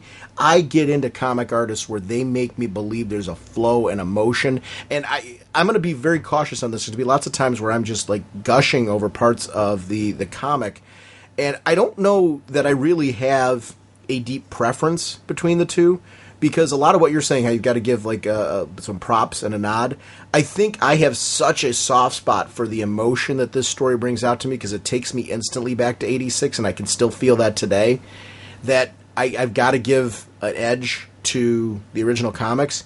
But that animated feature, whoa. That's, to me, to not have forced themselves into a single feature, because I don't know how you would have done this as a single feature, but to not have not done that, to put it into two, I almost wish they would have done it in three. Only because, every possible moment imaginable I would have loved to have seen brought to life. But I think they captured pretty much everything you could possibly want in the whole story. But there's certain iconic moments when you see him standing there, these men are mine, and you see that look on his face in the Miller, Lynn Varley, Klaus Janson artwork. It's just, and you gotta compliment the letterer, John Costanza. I wish I understood more. And I'll admit my own ignorance here on what choices are the letterers, what information they're given when they get a script.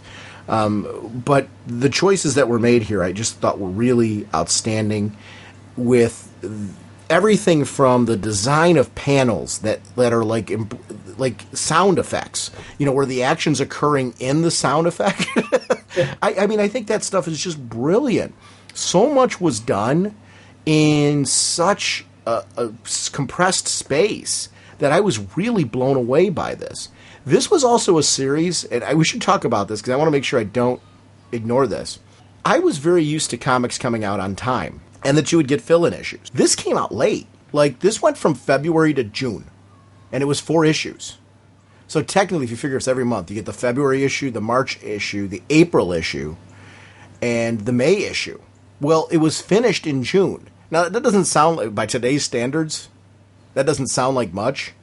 At the time, this was huge. Because I remember there being a big gap somewhere in this, where you were waiting for an issue. And I just remember being like, you'd go every week saying, is it here yet? Is it here yet? Is it here yet? Because you had a danger, if you were not here when it was here yet, you wouldn't get it. Oh, God, yeah. Because every issue went into multiple printings. So this was one of those books where it was like a Death Star of, if you want and you wanted that killer first printing. I had multiple printings of this book in the day. I ended up, because I had no budget to speak of, and this is boneheaded me, I ended up selling my first printings, like maybe a year later, because they were worth something, and I needed the money to buy more comics. Because I was always the reader first, so it was never really, I always prided myself on my collection, so to speak. But it was always, if there was a way I could leverage parts of my collection to read more, I always leveraged parts of my collection to read more from the local comic shop. So, like, a lot of the stuff you see on shows like Comic Book Men and stuff like that, like, I was doing that as a kid all the time. Yeah. You know, going in there and saying, hey, what do you got for and you would dicker. Yeah. And it was great. I mean, you know, you loved these shop owners, but boy, I always felt like afterwards, I'm like, somehow he won. I don't know how. I feel good about what I just did, but somehow he won. And I would walk out with, like, more comics that way. But that was the way, you know, you a lot of times had to leverage some of your books that you had. This was one of those series that you could leverage at the time, because if you had first printings, they were pretty rare. And it was a fun era in comics to be able to feel like the books that you had were worth something, even though from a reader's standpoint, that wasn't why I was buying comics. I was buying them for the stories. And to this day, that's still, I've kind of really dropped the pretense that I'm really worried about any value for any of this. For me, it's about, and I'm not saying there's anything wrong for anybody out here listening. They're like deliberately get their collection because they're looking for valuable pieces. I think that's fantastic. If you're happy with your reasons for personally collecting your comics the way that you are, keep doing it. More power to you. I think that's great. That's the whole point of having a collection. For me, my collection is about maximizing my reading experience. And I think I've dropped any pretense. I think for me, them having a value was always an excuse for why I had them. It was a justification for why I had them. And I think there's people who are much better than I am at speculating and buying comics that are actually have a resaleable value, that are listening to this going, oh, dude, you don't understand the kind of collection I've got. And you do. Hats off to you. I don't. That's not my focus. And I think that's what's neat about the hobby. Like, that's it. I would ask you this question. Do you have pieces of your collection? And then I kind of throw this out to anybody. If anybody out there wants to share this either from a voicemail or in the form. How do you collect? Do you collect for value, a sense of value? Do you do a hybrid, Jim, where you have pieces of your collection that you feel are worth money? Do you collect with a certain type of a theme in mind? You know, like, I know you've gotten the absolutes and stuff like that. What is your, like, how do you view your collection? Do you have a certain way that you view it? Or an organization? I don't look at mine as a collection, more so as an addiction. Mm-hmm. You know, so I have the addict's mind, you know, the addict's mindset of one is good, 1,000's better.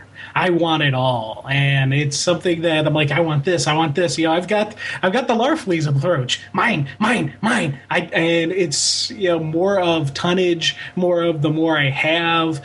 There's you know, certain issues, certain comics that I buy two of, and I don't buy two of them because I'm like, oh, in years this is going to be worth millions. I buy two of them because I want one that I've read, and I want one that's perfect, and I don't want it ever being read. I want it set it aside, and, you know, I'll get, you know, some of the second, you know, some of the B covers and the C covers or the limited edition covers, but I'll only get those for certain titles or for a certain artist. I'm like, oh, I know that person. I love their work. I'm going to get their alternate cover because of that. And so I don't really look at this as an investment. And I probably, if I were to sit down and actually start really focusing on what I have, I would say, wow, I've got some interesting stuff here that I should be doing something with.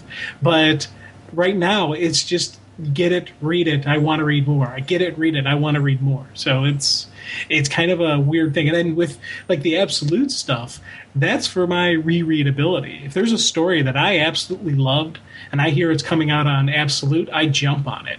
All of the Green Lantern, all of the Jeff Johns Green Lantern stuff, all of the, you know, Gail Simone, you know, stuff, anything there, I'm jumping on it. You know, it's, oh, okay, they're serious? Okay, yeah, done, grab it. Get it. You know, there's certain things that I will always just immediately latch towards on absolutes, even though I probably have two versions of it already in my drawer boxes. I've already have, you know, this story multiple times. I may even have the floppy, the trade version. Now I have the absolute version of it, and I'm not getting it to say, oh, I have a complete collection. I have this story told in every single way. I'm getting it because I'm like, I want this. Yeah. Question I have. And I have to laugh at this. I look at Lana Lang in this, and I noticed a pattern when you see Lana and Selina, the aging is not very nice to the women of the DC universe. It's you see these, and in fairness, when you see the guys tend to be bigger and burlier too. But if you take a look at Batman and Gordon, the two of them, like their shoulder structure and everything like that, they tend to look like they're bigger, stronger, more physically fit. I guess I would argue in favor of Sarah. Sarah Essen seems to have aged very well in this. Well, Sarah Gordon seems to have aged very well in this story. But you look at Lana and Selina, wow. I mean, like, what happened?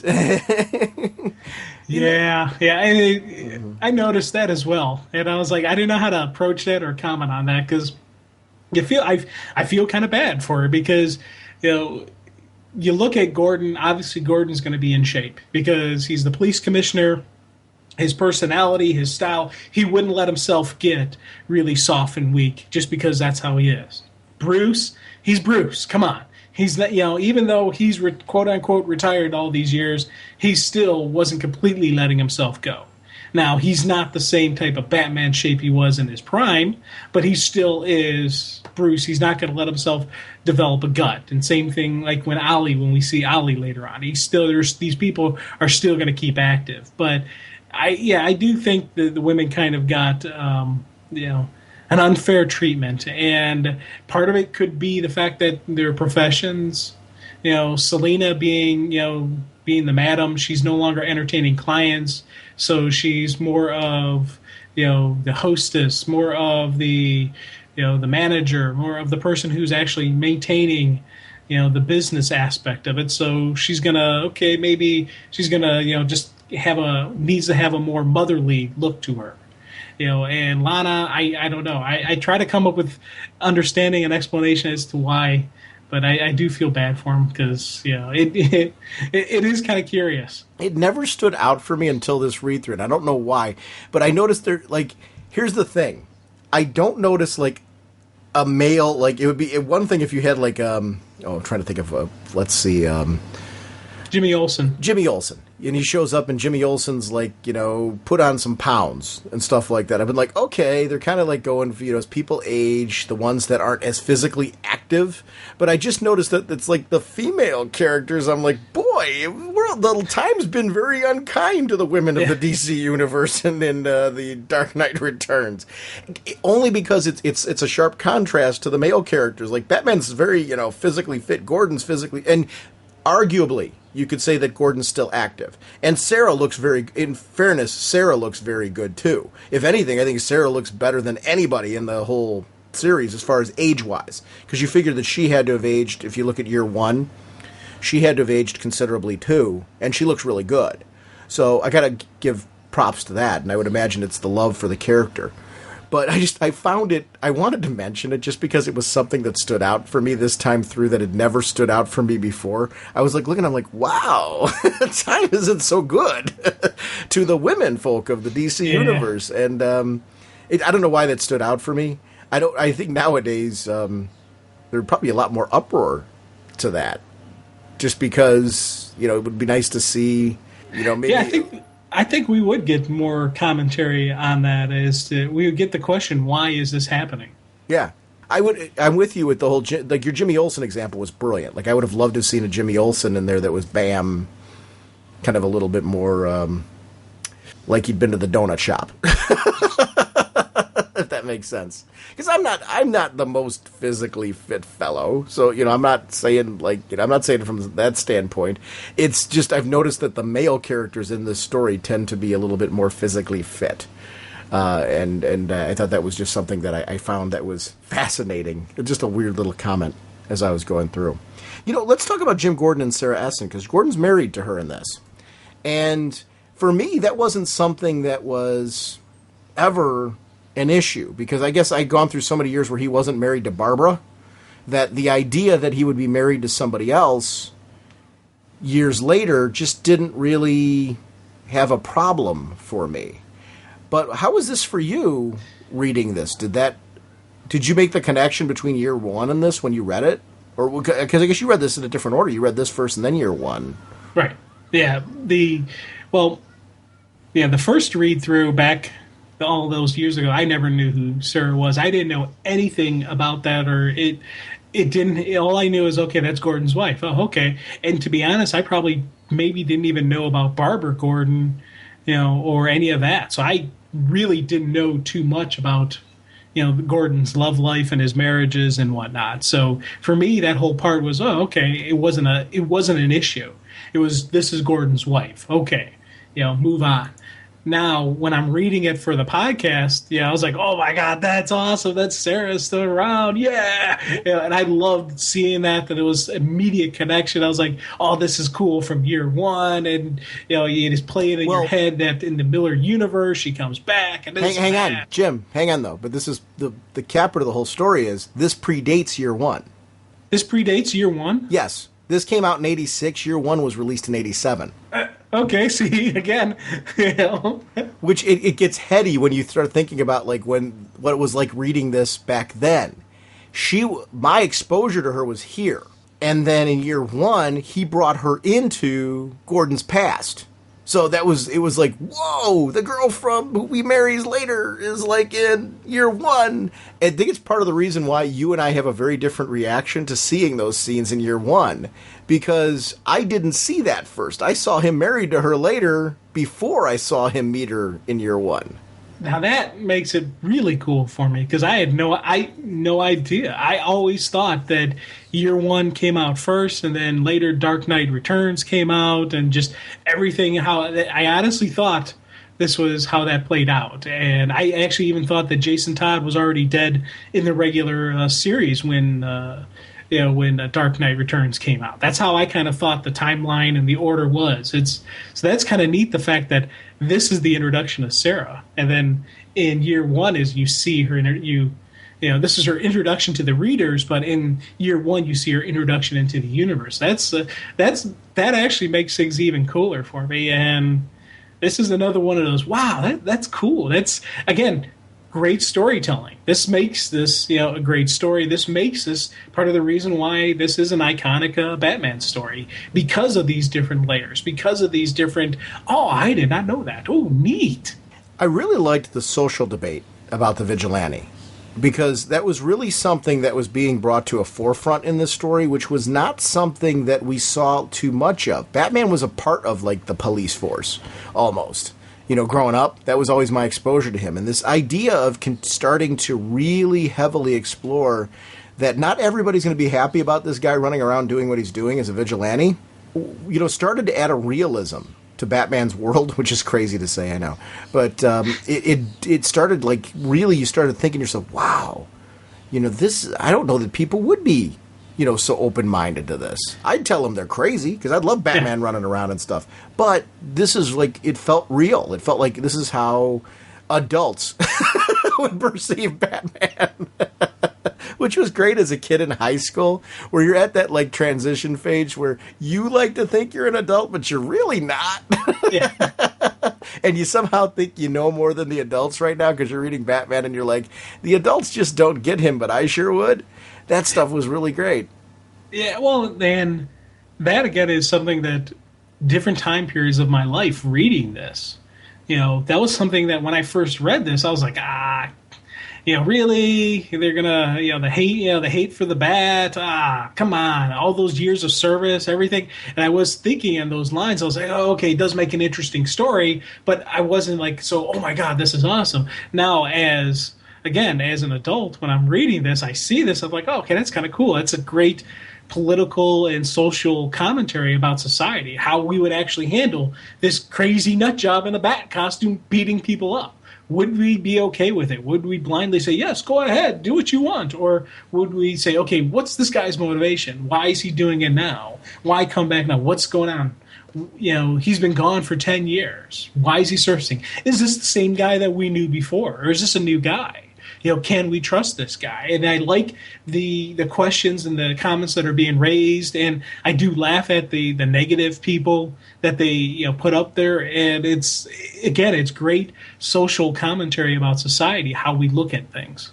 I love that over 20 years later, this storyline still holds up because of it. Oh, big time. This story 100% still holds up as being as standing true, and this could be something that our current Batman could eventually, similar situations like this. They'd have to do tweaks and modifications to it, and like if they were to take the current DCU Batman and put him in the story, the Jason Todd references would probably be Damian references.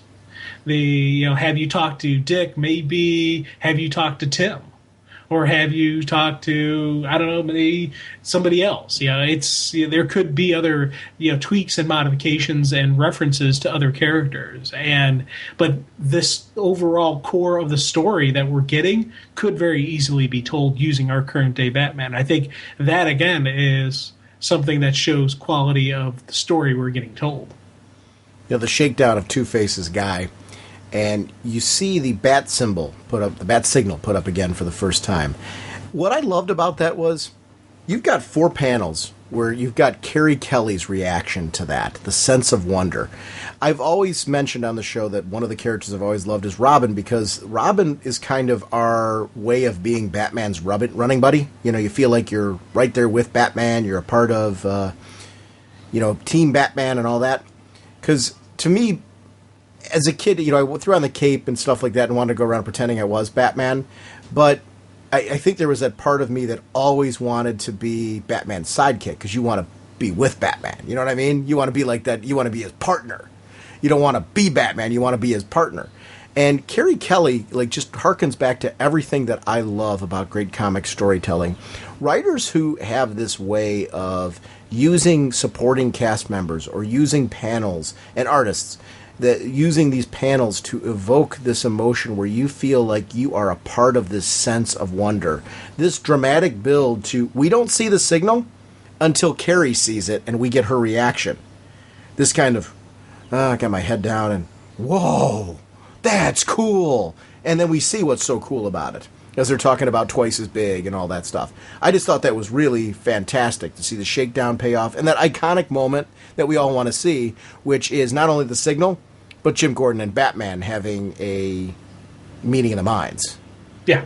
And the thing I thought about this is, again, one of those panels that I had one reaction to earlier than one reaction to now. The whole Carrie wonderment of the bat signal was something that I was like, yeah, that's kind of neat, but back in the day, I took it as, oh, okay, that's the reason she's getting into it, not because she wants to do what's right. She's looking for the flash. She's looking for the pizzazz behind being Robin, not I'm going to help Gotham. I'm going to do the right thing. And now, as my current read-throughs, I can see the parts where you get the hero in Carrie. You see why she is who she is, why she becomes why she becomes Robin, and why Bruce accepts her into the fold. You see those hero moments. And I think that's something that, again, one read-through, first read-through years and years ago has one reaction. Current reaction is completely different. And that's one of the arguments we always say about rereading your comics over and over again. You look at things differently because you're in a different place in your life. And this is one of those circumstances where I look at things differently. And the shakedown of Two-Face's guy, I saw completely differently both times. Because on one side, I'm like, yeah, that's the cool, that's the badass Batman, smacking around some thug. But then I started just looking at it now and analyzing it. Bruce is sitting there, just playing out the whole "you've got rights." Yeah, you got a glass in a major artery, and right now you're bleeding to death, and right now I'm the only one in the world who can get you in the hospital on time. The question I now have in my head is, does the guy actually have a piece of glass shoved in a major artery? Or is he just cut and Bruce is playing a bluff on the guy, putting the fear of Batman in him? That's the question that raised in my head, whether, is Bruce actually telling the truth, or is he playing this guy? If you take a look at that frame and the glass that's going into his arm, I get what you're saying too, though. Does Bruce really know what he's saying, or is he just adding to the...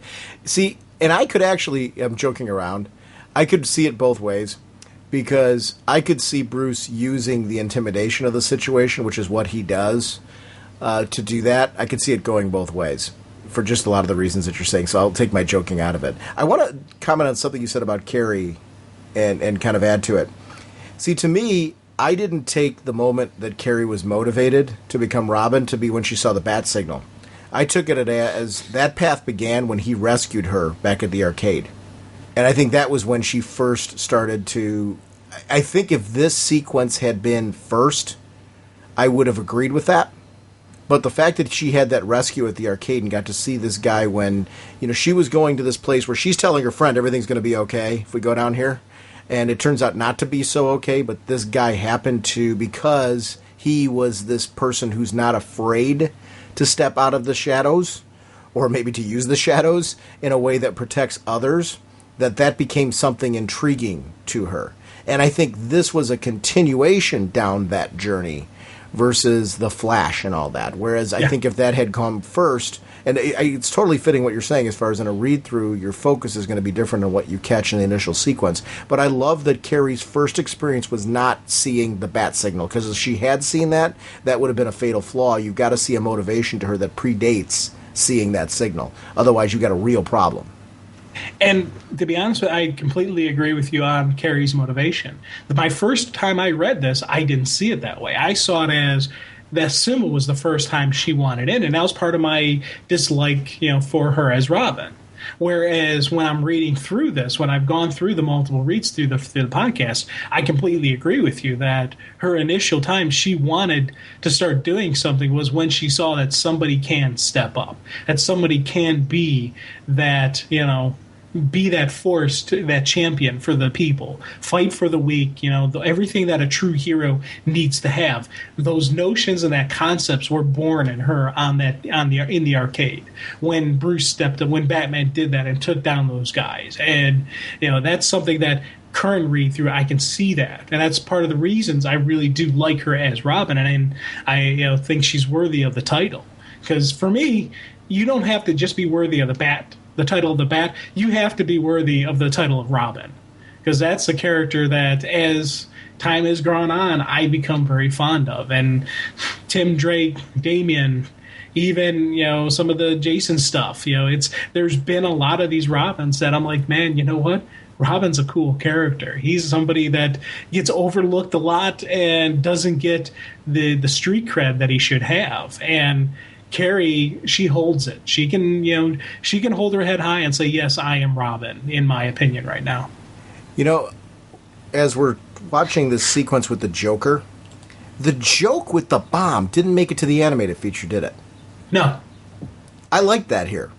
The idea that the Joker, was involved, because his thug was being approached to put together this bomb, the Joker's kind of because the timer, that was in the animated feature, wasn't that blamed on Two-Face, who wanted to kill himself? Wasn't that the whole idea in the animated feature?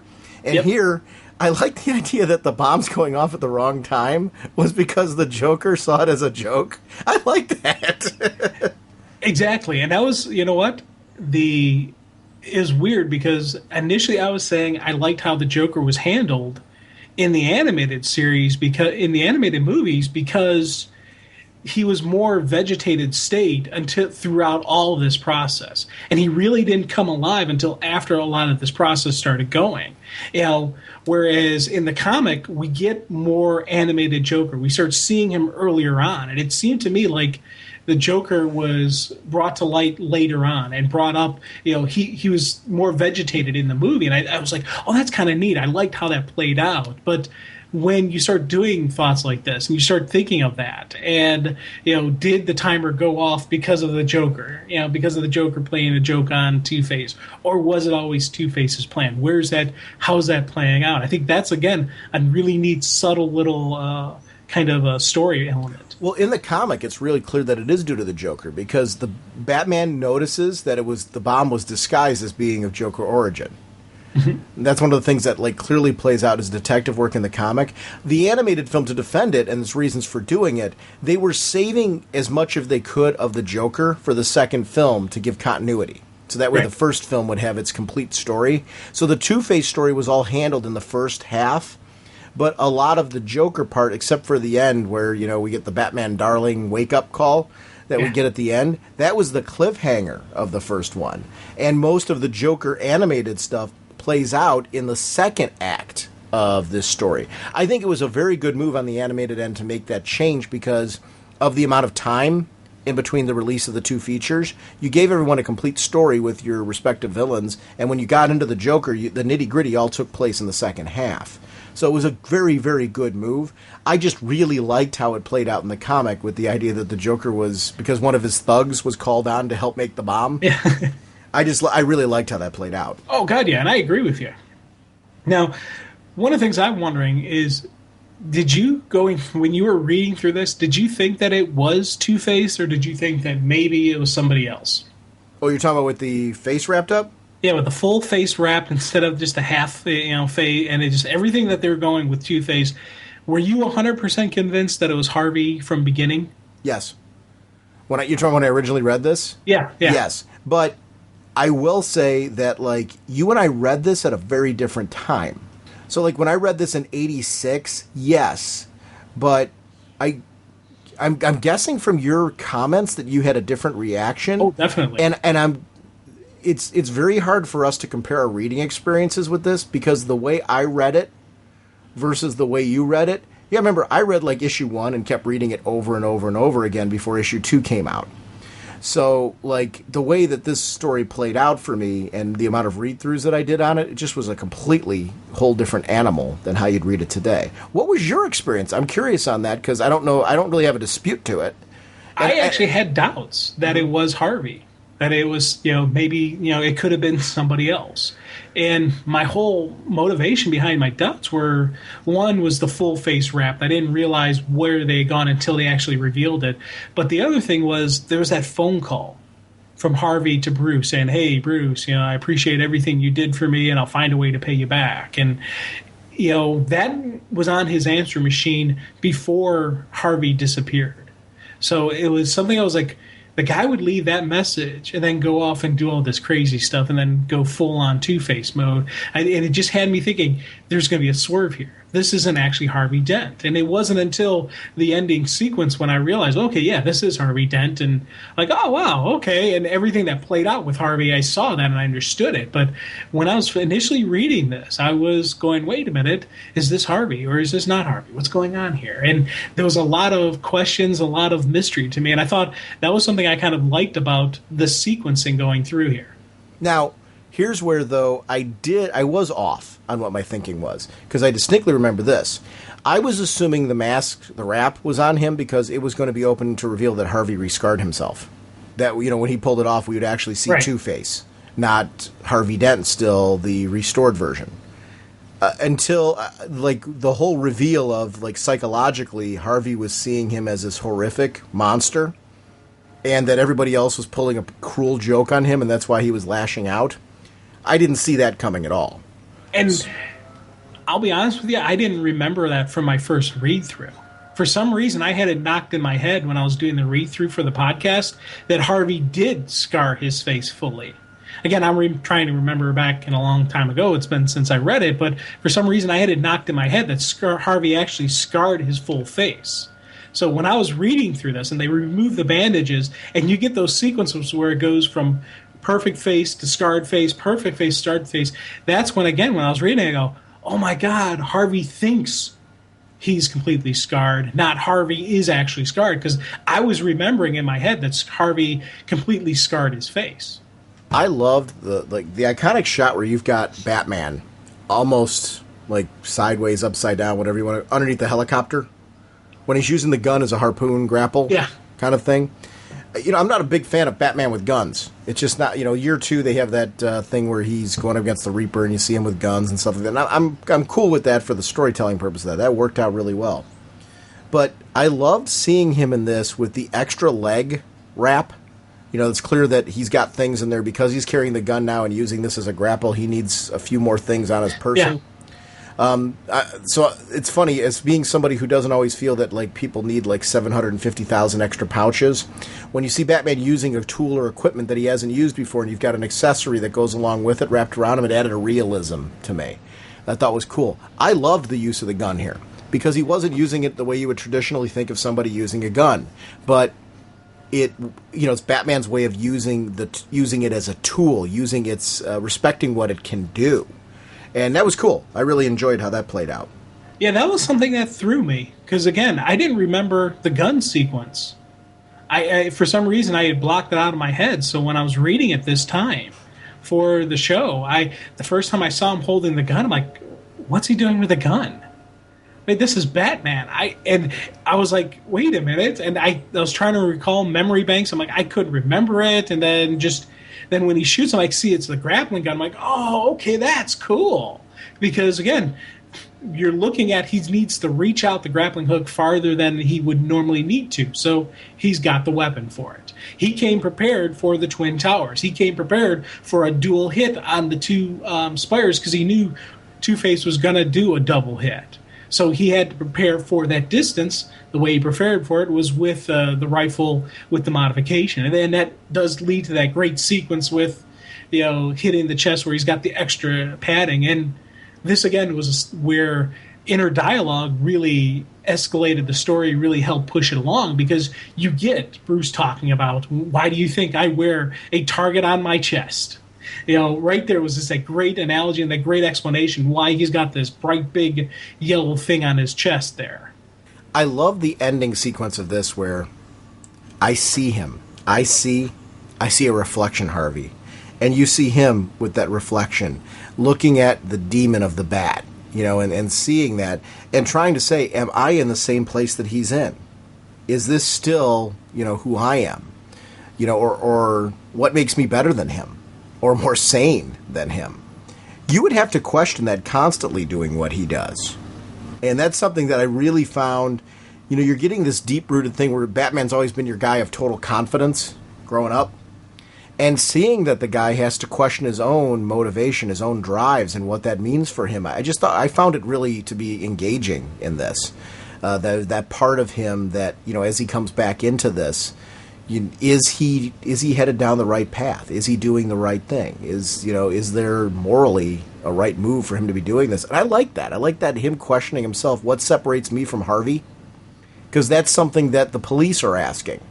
That's something that these television shows are asking when he's got Lana Lang defending him. I love that it was Lana, by the way. I should go back and say that. I love that it was Lana being brought in. I just noticed a distinct pattern when classic DC female characters popped up in this one. They were not aging very well. Yeah, time wasn't good for him. And now, my question is, did Lana ever really have a place in Gotham? No, I think it was really more so that because of her place in the superhero community, her relationship with Superman, I guess that she would defend the idea of a Batman. I would love to have seen like a spin-off where we took characters and got their reactions to Superman's choices, Batman's choices. Like, how does Lana feel about where Superman's role is right now? I would love to know that. Oh, big time. That would be something that, again, just the everyday reaction, because as part of those news stories were really cool, those news interviews they did, especially when they did the man on the streets, because you always had they always got the two different people's opinions. The one's like, hey, it's great, I'm glad he's doing it. The other's like, I don't know about this. And then you'd ask them, do you live in Gotham? Well, no, I don't live in Gotham, but I don't know if I like the idea of this. Well, get out of here. There's this mindset of the people of Gotham have towards Bruce, have towards Batman. Gotham needs a hero like Batman. This isn't Metropolis, this isn't Star City, this is Gotham. It's its own personality, it's its own life force. Yeah, and that's something that that's kind of what I was touching on earlier. Gotham is a character, and when it's done at its best, the city comes to life. It's funny how like the debate always goes on because Marvel uses real-world cities and stuff like that, and DC's starting to use more of them. To me, Gotham and Metropolis and all, they're like representative of city-type concepts, of your bigger cities, the darkness of those cities and dangers of those cities, and also the amazing wonder of Metropolis, to your big cities and like the technology and everything that goes along in those cities as well. They're like symbolic and representative of a timeless version of those. And I love that part of it. I do like that we're seeing things like Nightwing and all that set now in New York. I mean, well, not New York, I'm sorry, in Chicago.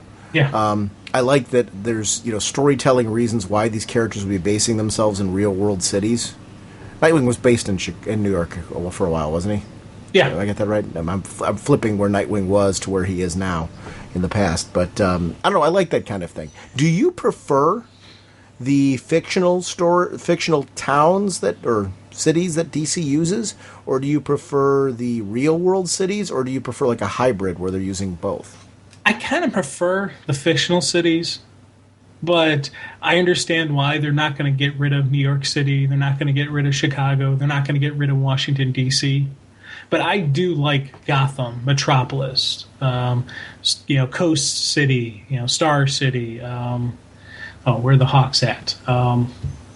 Was Keystone City and stuff like that. Keep going. Yeah, Keystone, right. And just all these, Bloodhaven, just these fictional cities. I do like having those because then you can have fun with the character. You can make the city a part of the story, and you can actually do stuff with it. Whereas when you're dealing with New York City, there's a lot of elements in New York. There's a lot of parts of New York City. There's a lot of, rich history that the city has itself. But there is some limitations. There are some, restrictions that you have. Whereas if you're creating the city, you can go with it. You can do whatever you want with it. And I think, that's why I like the fictional cities. And I agree with you on that one. That's something that I've always enjoyed about DC too, is the fictional cities. I think there's a point to having both be a part of the universe. But I think if you get rid of those fictionals, like I like Star City. I'm a big fan of that concept and that. I think it opens up a chance to have your own mythos about that city. Like, I think that's playing out very well right now in shows like Arrow. Oh, God, yeah. Even though they're going to Starling City, but still, that's... But it's a wink and a nod to that kind of concept. It's their own little city. Actually, does that bother you that they do Starling City in it? Not at all. Yeah. Because it is its own... Because it's its own continuity. It's its own Earth. This Earth is a different Earth than... Smallville, than the comic books, than everything like that. So for me, the Arrow series, I have no issue with them using Starling instead of Star. Cool. You filthy criminals. This was real interesting when it was released because I guess I'm so used to everything being the Dark Knight Returns issue 1, the Dark Knight Returns issue 2.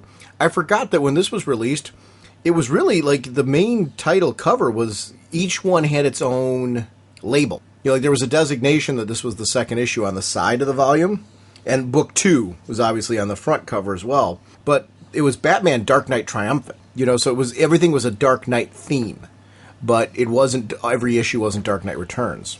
I love the covers on this one. How you gradually see this insane battle-damaged Batman? Yeah. The art styling was really good. Go ahead. Oh, yeah. Well, I'm just going to echo what you were saying on that and kind of add nothing to the table, but... This issue, this opening sequence with Gordon was one of those moments where I was like, I enjoyed the book so much more than the movie. Because in these sequences, we get this inner dialogue.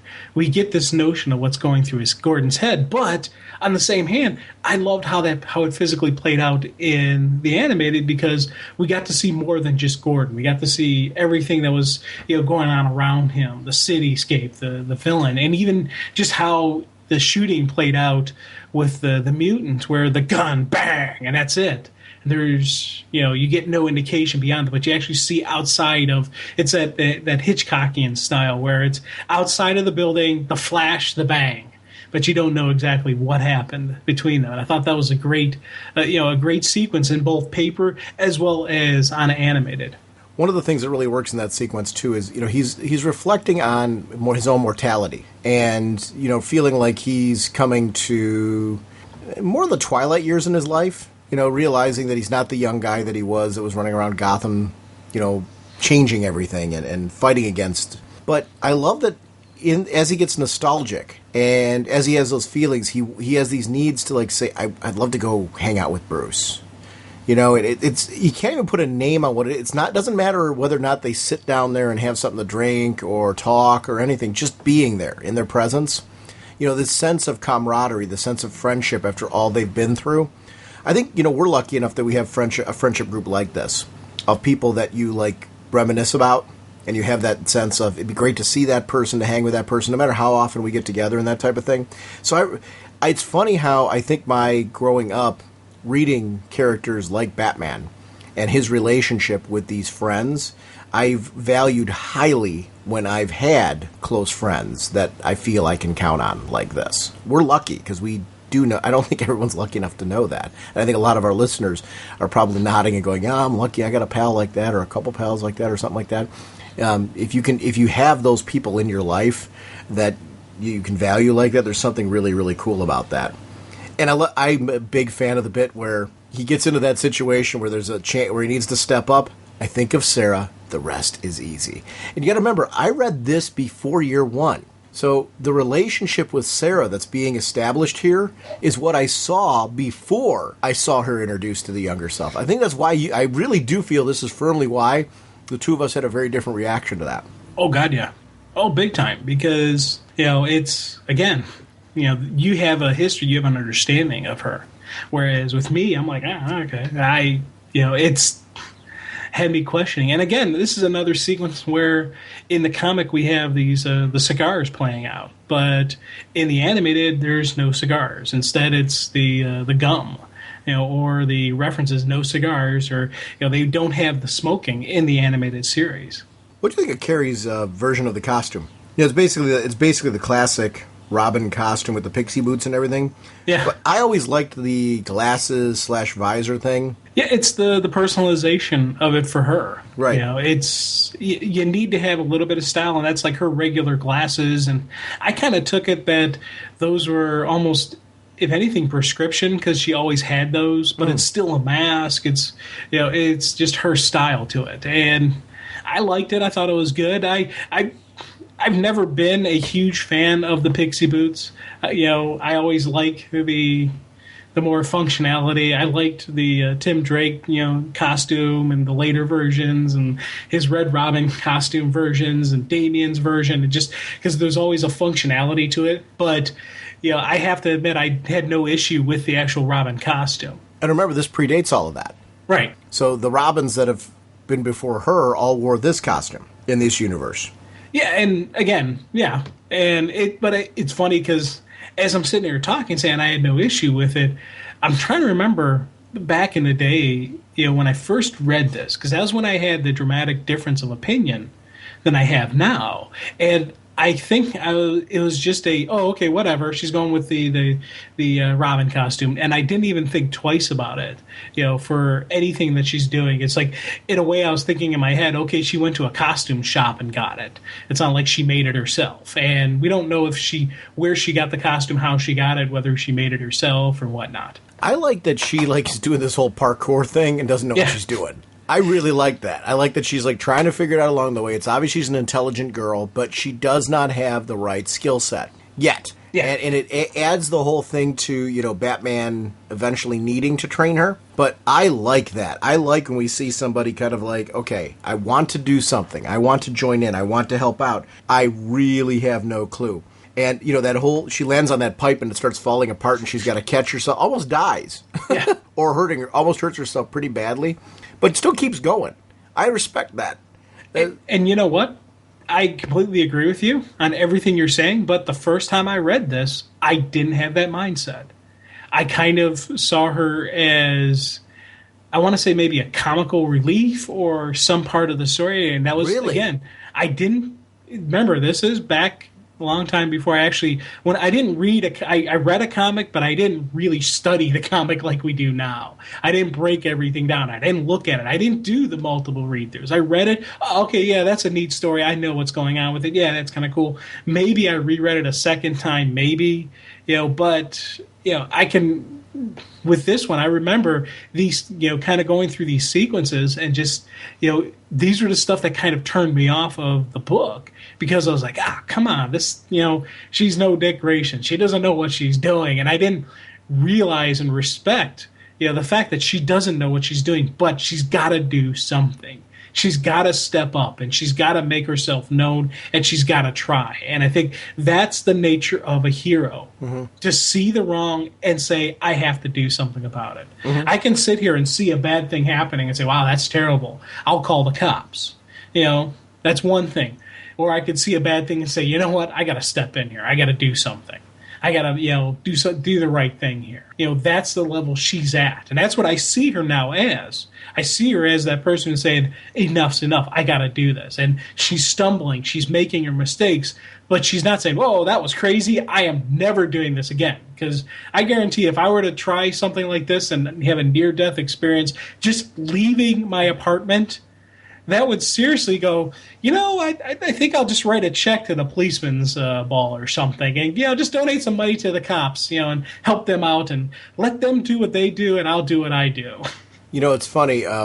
As I'm continuing to read this story, we see the reaction from the mutant leader. Those are some really important moments. And it's funny how I think the mutant leader plays out extremely well here, but there's something about hearing the voice. I thought the voice casting of the mutant leader in the animated feature was fabulous. Yeah. Because, when you hear him say, we will kill the old man Gordon, his women will weep for him, we will chop him, and we will grind him, we will bathe in his blood. And then he starts going on with Batman, and then don't call us a gang, don't call us criminals, we are the law, we are the future. All of that just kind of said to me exactly what I'm seeing from the mutant gang and their organization and what their goals are. I just thought it was really great. Oh, God, yeah. And I do love the fact that that whole bit of don't call us a gang, don't call us criminals. We are the law. We belong, we are the future. Gotham City belongs to the mutants. Soon the world will be ours. And I love just that mindset. And again, it completely plays on the stuff we were talking about them with the quotas, with their building terror, with them, having an end goal, having them, developed and doing something beyond just a simple, B&E, a simple robbery. These guys are terrorists. This is what you do when you're a terrorist cell. They are inflicting fear into this city, and I love that. I like that bit where we start seeing Batman in the whole black, the shadowy, where he's like sitting there with his Batarang waiting right there, and the bat's right there too. We've got the kid that's being held hostage, and just those moments where Batman is like using a bat as these little tiny things that he's using to gain an edge.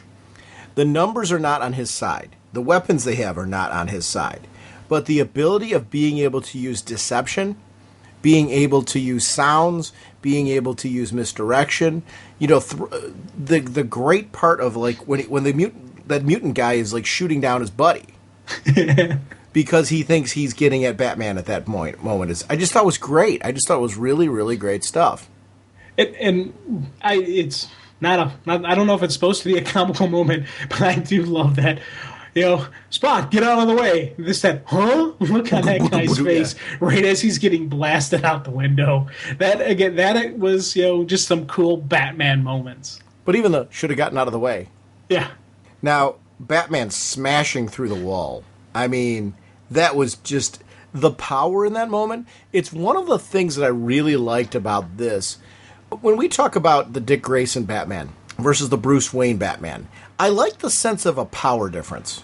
A larger body structure with Bruce, but Dick Grayson being strong, but being also more speedy, more athletic, more, those distinctions between the two Batmen, it's why it really worked when we had the two of them. In my mind, was just the ability to be able to see the distinct differences between the two of them. And I thought it was really, these sequences I thought were just really great. Oh, yeah, I completely agree with you on that. And that's, this is some cool moments. This is some neat stuff. Now, I have to admit, it does throw me that Bat does use the machine gun, but it's kind of one of those things where you understand why he's doing it. This was one of those, I had no choice. I had to use the gun. I had to drop him because that kid was going to die. No matter, this is the only way to save the child. But it's also a change in Batman, a different style to him. He's accepting the fact that, his methods have to modify and have to adjust a little bit. But it's always interesting seeing him use a gun like that. And I'm not a fan of it usually. I don't know. I'm not a fan of it here either, but I didn't remember having an issue with it ever when reading the story. And I think the reason why, when I take a look at that, I think it's because it is an older Batman. Like, for some reason, I give him a little bit more of a leeway there, and I don't know why. I don't understand, because I'm really not a fan of him using guns. Other than, I like him using it as a grapple. Right. That's fantastic. But, like, that moment I don't know why it doesn't bother me. I feel like it should, because I'm not a fan of him using the weapon. You know, I'm more of a he'll throw it down and throw a batarang. But this sequence he wouldn't have had time. And that's why I think I always, I noticed it and I'm like, whoa, he shot her. Wow. And I'm sitting there going, okay, but you understand it. And it's that whole, when she's saying, I'll, back off, I'll kill the kid. Believe me, I will. Believe me. Bang. I believe you. It's, he knew that kid was dead. That kid was dead. There was no way that kid was getting out alive if Bruce didn't take the shot. So he had to. And I think it's his acceptance of now he's got to do things a little bit different. He's not going to be the gun-toting Batman, machine gun blaring, just kill them all like God, sort of out Punisher Bat style. But there's a time if he needs to use the weapon, he will. And I think that's kind of it's just an acceptance and an understanding I had with this is from first read through to present. Yeah, I'm with you. It's one of those books that when you go through and read it, I think you get there's a lot of things to catch in this that are going on. That it's really hard to, I think, catch everything the first time around. There's themes in this that I'm catching this time that I never caught before. Yeah. Oh God, yeah. And it's again, I really do like these interview segments that they're doing with the different styles. And the one thing that throughout all of this that really hit home for me was that Dr. Bartholomew Wolper, who is just the social scientist and author of Hey, I'm Okay. Just his anti-bat rantings and everything that he goes on feels so, it rings true to me to what someone in present day and modern society and even society back then would say. This is the kind of commentary we would get from this. And every time he opens his mouth, every time he talks about how, Batman is the source of this problem and it's this vicious membrane that recoils and this, and he's going with the whole mumbo, psychological speak about why Batman's the true villain in this city. It just, the one thing that always rings in my head, I'm like, I can't wait for him to get it in the end. I can't wait for his moment. I like Carrie being self-trained. And what I mean is, we see her throughout this issue, like having a little progression of self-training. I'm not saying it's good self-training, but it's self-training. I like that she realizes that I can't just go out and don this costume and start fighting crime. I need to get used to running around in this, and to the point where I'm confident enough that I can go fight crime. And she kind of, it's funny, she is not happy until she feels like she can jump from building to building in a way that doesn't stink. It's like the coolest thing in the world to see her doing that. But this leads to one of my favorite moments that I think just works out so well in the comic book page. You see the blood. Do you know who I am, punk? Uh-huh. I'm the worst nightmare you ever had. Kind that made you wake up screaming for your mother. Where am I? And it's going through that whole sequence right there. And you see the fingers opening up gradually. And that amazing shot that was his hand in front of this guy's face hanging upside down from a gargoyle. The build to the intimidation of that moment was absolutely stellar. Another sequence, too, where I felt like the cape was telling a story. I love the way that the cape dangles down, and after very beautiful, beautiful panel. This sequence here is my favorite dialogue in the entire story, and this is actually this whole bit I still recall from the first time I read it, and that inner dialogue, that follows it up. It was tough work carrying 220 pounds of sociopath to the top of Gotham Towers, the highest spot in the city. The scream alone is worth it. I loved that bit. And it was something that I was angry that the animated didn't have that inner dialogue. They were going away from inner dialogue. They're not dealing with it as much. So I understand why they didn't have it. But this was the one I'm like, you got to have this scene in there. You got to have this. And the scene was cool looking, and you really saw the hands, and it panned away and everything. But just that inner comments about the scream alone is worth it. I loved that sequence, and I wish that's one of the biggest regrets I have on the animated. I wish they could have had it in there. I agree with you. That's why I said I would have loved this to have a third movie, if it necessary, in order to get in all the little bits that they missed. because they put in a ton of content, but a greedy part of me wants every little tiny bit of it. I like the bit with the general. That's another iconic one for me, where Batman's holding him draped in the flag. Yeah. Oh, well, and this is something that I liked how the animated series handled this, because they really, this was something that they really pushed out and spread out the sequence, in the animated as opposed to what they showed in the comic. We really have one massive page and then some news reports later on, whereas we actually got dialogue between Bruce and the General. And we actually got, it seemed like, I don't know, I liked the animated series, the animated sequences over what I got in the page. Now, the page, this is a really sweet image, and this is actually really cool, and I'm not knocking it, but for some reason I liked that animated, how everything played out better. I get what you're saying. I think to me, I'm a big fan of the Frank Miller patriotic splash page when he was able to do those. And I just think it looks great. I get what you're saying. It's kind of like that's a sequence where I think, to me, I like the relationship between the animated feature and this. How it fleshes out something that I think is really iconic in the book, but you get to see something a little bit more. I actually kind of like that these animated features sometimes will do that. They will flesh out things that maybe aren't as fleshed out in a book. Because I do feel, and then there's some things in the book that don't necessarily make it to the animated feature. Because I think there's a reason to recommend, like if anybody has not read and listened to this Dark Knight Returns, but you saw the animated feature, you really should read the original work. And if you've only read the original work and you didn't see the animated feature, exactly what Jim's saying is true. Okay, yeah. There's sequences like that are just stunning in the animated feature.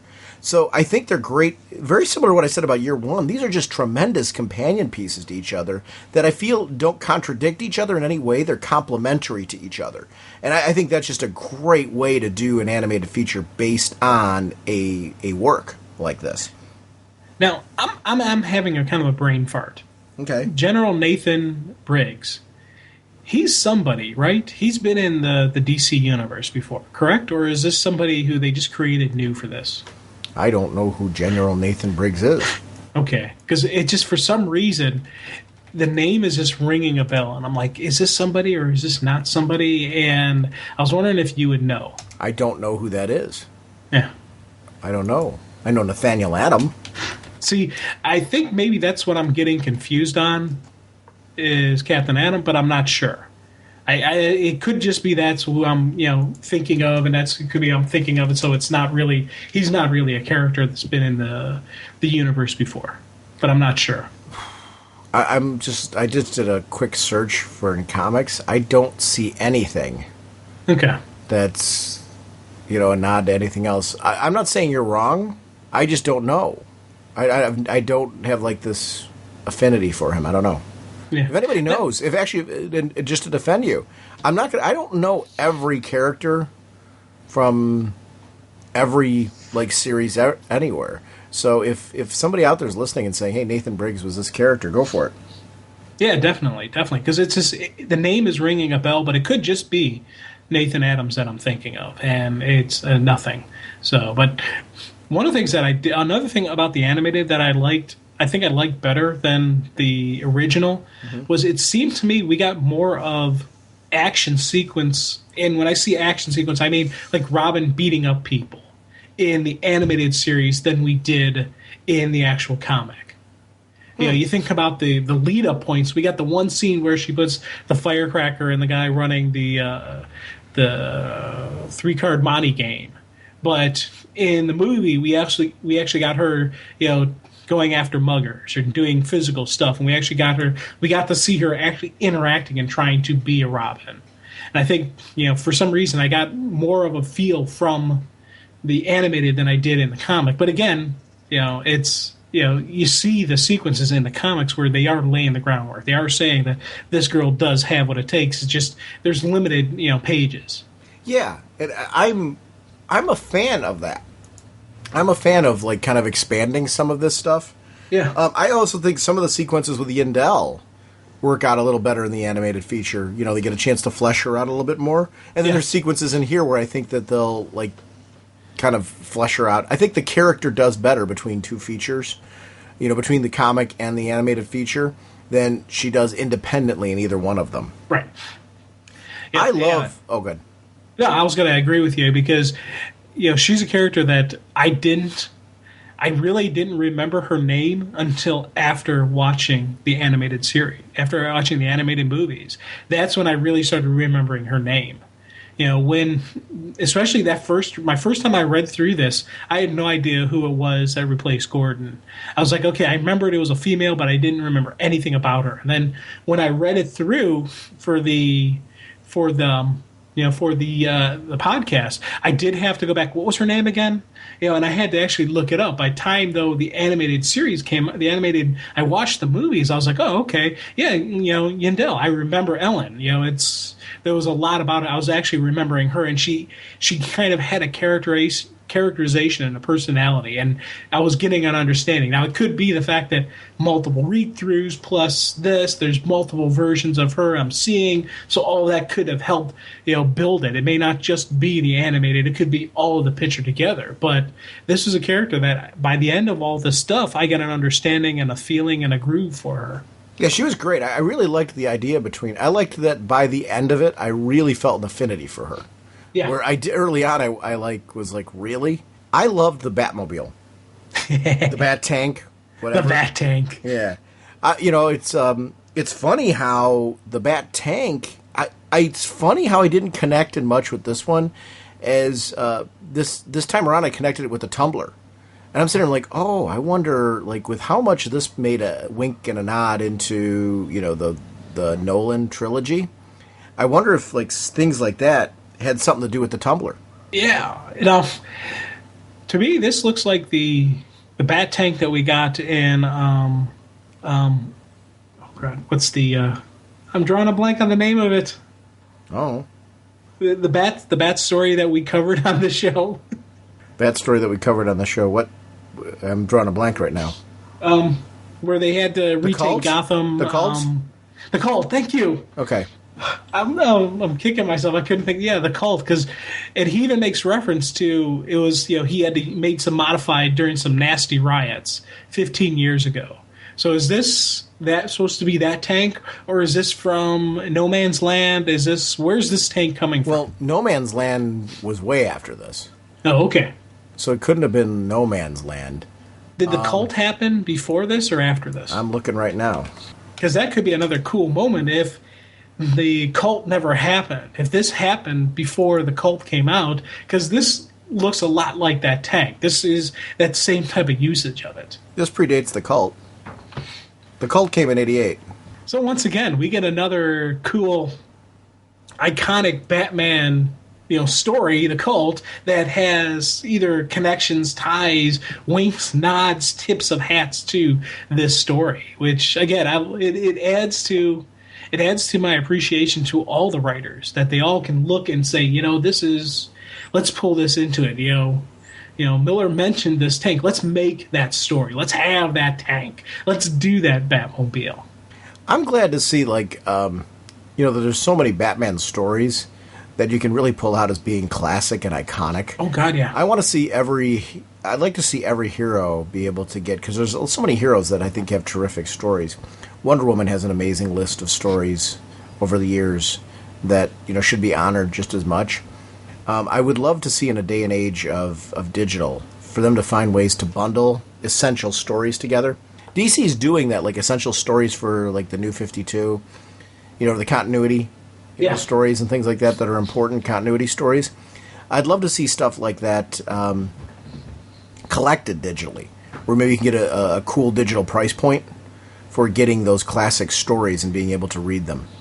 There's just something about that. And I'm not saying in place of collecting them in hardcover or trade, but just as a way to get maybe some new readers into comics with some of the great iconic stories.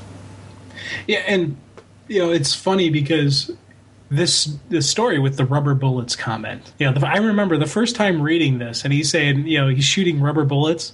I I remember saying, is he really shooting rubber bullets or is he just making that comment? And, in the animated series, you see the mutant leader pick up the rubber bullet and squish it and actually use it in his face that you don't have the courage to kill. You can't do that. And I love just how each of the series, got across the story, got across that part. And because we talked earlier about Batman using guns. Is this right? Is this wrong? Never once. It's weird because even before he makes the rubber bullets comment, I wasn't sitting there thinking, what? Batman's using a gun? I was like, all right, Batman's kicking some butt here. And he really was going in, mowing them down, armored up, really hammering these guys. And I remember just thinking, okay, this is fitting this guy. This is fitting this Batman. I love when he gets out of the tank. Oh, God, yeah. And how it's about being a symbol. I think that was something that was really important to me about that. It made sense to me why he was doing it.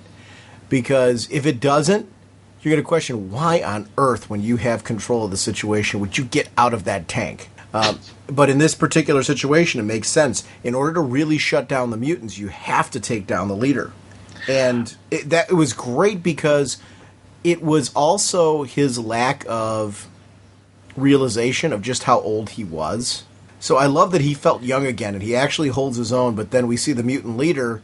His age plays a factor in that. I always liked that. Oh, God, yeah. And you talk about iconic images. That full page spread when he's first coming out the cave, he's got the fists up. He's like, yeah, it's time. That right there, that sequence, that page right there is one of those images that I'm like, oh, yeah, this is going to be cool. And it starts the same thing. It's the rope-a-dope. The greatest, boxing strategy ever used. You see the mutant leader doing it. Now, did he intentionally do it? I don't know. But it's the same sequence where you let the guy keep throwing punches. He's going to get tired, especially if you can take the blows. And this mutant leader, he could take the blows. He could take what Batman was dishing. And I loved Bruce's realization as it's going on that he's realizing, yeah, that was slow. That kick was too slow. He's faster. He had plenty of time to block it. And he's starting to realize, oh boy, I'm in trouble here. And he puts everything he has into it. It reminds me of the Bane fight sequence that we saw in the Batman movie. In the last movie. You see that, that kind of that final that ferocity, that everything he has into it wasn't enough. And I love just that realization in his mindset and in Carrie's mind that, no, this is not going well. I like that Carrie's sitting back there. This is the first opportunity for Carrie to take her step at being Robin. To the point where she's almost, she could potentially, if Bruce didn't have enough wherewithal to throw something in the mutant leader's face, Carrie would have been severely hurt. Yeah. Again, with a crowbar. Oh, God, yeah. Before the crowbar was used. Yeah, it's, and that was something because, again, with me, I'm thinking, okay, they already had death of the family, so that's why the crowbar was being used. So knowing that this came before that, actually kind of like, oh, that's kind of neat. And this is a sequence that, as I was breaking this down, as I was thinking about this, when I first read this, I was like, Bruce, what are you doing trusting this kid that you have no idea who it is? And I'm like, oh, my God, I can't believe you're doing this. But me as an adult now, me sitting there realizing and looking at this, there's something that it dawned on me that the reason Bruce trusts her, the reason Bruce thinks she's the right Robin wasn't because he was punch drunk, wasn't because he was in a desperate spot. He recognized in her, this is somebody who saw the need and acted. You can train somebody how to fight, you can train them how to jump and this and that and whatnot, but you can't train that initial fighting instinct. You can't train that. It's got to be your first instinct to throw in the match. She jumped on this mutant leader to give him time. She jumped on this guy to try to do to try to help out. This is the stuff that Dick Grayson would do. This is the stuff his Robin would do. It would give him the time. It would give him the rebound. It would give him the support. And that whole inner dialogue that he has going on, that he's looking, he's seeing Dick, and he's thinking, but lucky for you, I'm here. I'm always here to bail you out. And it's the whole sequence that's going on through his head. My first read through of this, I was thinking, okay, Batman's punch drunk. That's why he's trusting this girl. Later, I'm like, no, he is a little bit smacked around, but this is about the recognition. This is about him saying, okay, we got something here. It's the initial there's something here I can work with. There is, this is Dick Grayson again. Now, see, I don't think until they get inside the vehicle that he realizes that that's somebody else. I think when he's hitting the head with that crowbar, he's looking for Dick Grayson, and that girl shows up looking like Dick Grayson. He thinks she's Dick Grayson. And hold on, okay. I'm not saying that he thinks that this isn't Dick Grayson. He's not seeing Carrie. He is seeing Dick Grayson there. There is some punch drunk to him, but I am saying that he's recognizing what she did. He's recognizing. Maybe it is when he's inside. Maybe it is when he's off in the cave, reflecting on what's going on, everything that's happening. But he is recognizing that this kid did something beyond, what any normal person would do, and that's why he initially starts the trust. He initially starts that. Oh, he brings her to the cave because of what you're saying. I agree with you on that. Yeah. So that's I misspoke to what I was trying to express to you. Okay. Yeah, because when he's out, I totally feel he's disoriented there in that moment. But when they're back in the tank, his head's a little bit more screwed on. And when he's inviting her back to the cave, I agree with you 100%. He should come back to the cave because he saw what he saw in Dick Grayson in this one. Right. And that's what I meant to say at the beginning, but I kind of jumbled up my words a little bit. So that's exactly my mind thought. I wasn't really arguing with you as much as I was trying to get clarification. I'm like, how is he seeing that? Like, how is he seeing this here? And I get what you're saying now. Yeah, and I want to make sure that you and people listening realize that. And it's funny because it's one of those sequences I loved about Alfred. Because he asks her what her name is, and she says her name that says Robin. He goes, "Mine's Bruce," and Alfred immediately jumps in. "Sir, you're delirious. Just rest now. Don't try to speak." He's like, "Dude, you've had this secret identity for how many years, and you're throwing it away? Wait a minute, stop here!" And I loved Alfred jumping in immediately. That's a great moment too, because that's Alfred's role. I think Alfred's a cleanup person. Yeah, and continues to do that all the way through. We'll have stuff later on in the story to talk about with Alfred that are pretty huge. Imagine you've taken on this role of Robin, and your first visit in the cave, you see a case honoring a fallen Robin. Does that make you rethink your job opportunity? Yeah, see, that would be something like, holy crud. You want to sit there and go, I want to ask what happens, but I don't want to upset anybody, but why is that costume sitting there like that? What's the deal here, guys? Yeah. Boss? Boss, we got some explaining to do. But that is a cool sequence of the cave, though. That is a neat look of just how vast it is, and you get in the background the giant penny, but even the fact that the case is that predominant, and you can see and you can tell what it is, even though they're doing a distance shot. I like that. As the story goes on, we see more and more incidents popping up around the city relating to the mutant leader and, the fact that Batman is off the street at the moment. He's kind of vanished because he's hurt. I like that the story did not stop our viewpoint of what's going on in the world just because Batman was out of commission. Like, that was important to me that they continued that part on. And it wasn't until later that we saw Bruce finally coming back from kind of his meeting of the mind, his chance to kind of take a look and reconnect with the Bat side of him. I don't know. And that led to that moment with him and Carrie where he walks up behind her and hugs her. Yeah. I thought that was just a great moment. I'm like, wow, that's neat. The one I liked about the three people who were inspired by Batman while he was away. Mm-hmm. The thing I liked about that sequence is we had three completely different type of people. You had the porn theater killer, you had Iron Man Vasquez, and then you had shopkeeper Pepe Spendecki. Now, the press covers the two who got it wrong, the two who didn't recognize what the real meaning behind the bat was. But there is no press for that shopkeeper, the guy who actually was doing what Batman would want. And I think that in itself is a pretty cool statement on the media, and just a cool nod to the fact that they only get the Flash, they only get the gruesome deaths. They don't get where this lone guy stands up and saves this person who's being mugged, who does what the Bat would have done, not shoot up a theater, not kill people, not do the horrific stuff. For me, that was the coolness of those sequences. The mayor meets up with a meet and greet with the mutant leader. Meat is right. Na na na na na na na na. Oh man, you know what? This was one of those sequences when they first announced he was meeting with him. That you knew it was going to end horribly. In the animated sequences, you knew it was going to end horribly. I loved just how that played out, and well, loved is hard to say because you hate to see a person getting ripped to shreds as he was, but that was just wow. That was the gruesomeness, just the sheer nastiness of this. This was absolutely wonderful. It again added that whole intimidation factor. The mutant leader recognized that if I don't do something to keep notice, even when I'm behind, the bars and all that stuff, everything's going to fall apart that I've worked for. And that was something that I really enjoyed about this. Yeah, now, Bruce getting ready for round 2. Mm-hmm.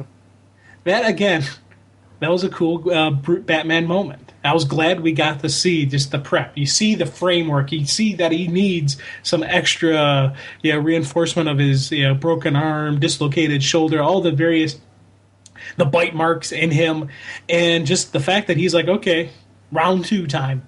Let's do this. And he has the job for Robin. It's like, I've given you details, alter them in any way, and you're fired. I love the fact that he's pulling her in, but he's saying, no, you do it my way or you're gone. And it was funny because seeing her in the mutant costume, just seeing what she was doing when they first start having her interact with the mutants, gathering them, it was my first read through. I didn't understand exactly what she was doing. And it wasn't until later I'm like, oh, okay, I see the full picture. And I liked his usage of her. I like that he recognized that, I have a responsibility to her. She provides an opportunity for me, but by the same token, I need to protect her in a way that I clearly feel I didn't Jason. So this kind of stricter approach of his, I get it. I get where he's coming from with it. I like that it was in place, especially when you've got a trophy case to, or a memorial to your fallen comrade. There was something about that really worked. I also liked, again, the sense of wonder that she brings to the table when she does these things, though.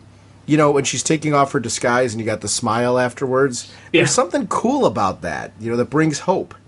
And this is a story, because of the darkness you're mentioning earlier, you need a character like Carrie Kelly in to bring you a sense of hope, a sense of excitement, a sense of wonder to this very dark world, a sense that she is the young person that makes us believe things can get better. Oh, definitely. And it's, again, this was cool sequences in the movie as well as in the book that I really liked her usage of this. And it's, I got to admit, when I first, the long ways back, I didn't recognize just how pivotal and how important she was in this. I didn't see all that side of it. I just saw, another is a kid running along. I didn't focus on her like I focus on her now. And it's, again, these are some really cool moments. And then we have, one of the things I liked is we have her in full color. Then we have these black and white sequences between Gordon and, Yindel, that you have this, it was a nice contrast of color. Again, it was the splash of color, splash of life that is Robin, and then you have the meeting of these two police. Then you have the panel sequences, the heavy shadowies of Batman and Bruce talking, where he's asking him, hey, I need a favor. I'm counting on your help one last time, old friend. I like just how you had these color splashes then that focus on the shadows. The final battle between Batman and the mutant leader, I thought was just fantastic. Again, recognizing that I have to fight this battle in a place where any advantage that he has is minimized, and that the environment gives me an edge. I really liked the distinction of naming our battleground in a way where everybody can see it, all the mutants, and they're going to know exactly why they need to be listening to me. That was great. Oh, God, yeah. And again, it showed some really great strategery on Bruce's part, because he's like, I tried to match savagery. This time, he's going for, he's going to use his head. He's going to actually plan this out. It's not going to be about trying to go physical toe-to-toe like he did before. And I liked the way that the artistic sequence showcased the fact that they're covered in mud. It just added a believability that when he did punches, and when he was throwing mud in the mutant leader's eyes, this was something that we are very well aware of visually that is physically present on a heavy level. And it would affect the speed, the strength, and the visibility of him versus what Batman will have in his cape and cowl. And this was even Batman not even using gadgets. This was Batman using technique, using his fighting style. You know, a guy who's studied as long as Bruce has can fight a battle with his eyes closed. And, you know, he doesn't rely on his visuals. He knows exactly what's going to happen. His body knows how to throw the punch, where to throw the punch. And you see him just, you know, targets the areas, you know, give him a right cut just above the eyes, the kind that bleeds. You know, this makes, just trying to just the piecing and taking apart. Here, hit there. This nerve cluster. This bam, bam. I love just how he did it. And then you get that beautiful dialogue at the end where he's got the guy at the point. He knows this is it. I've won this fight. Now is time to add to the fear. You don't get it, boy. This isn't a mud hole. It's an operating table, and I'm the surgeon.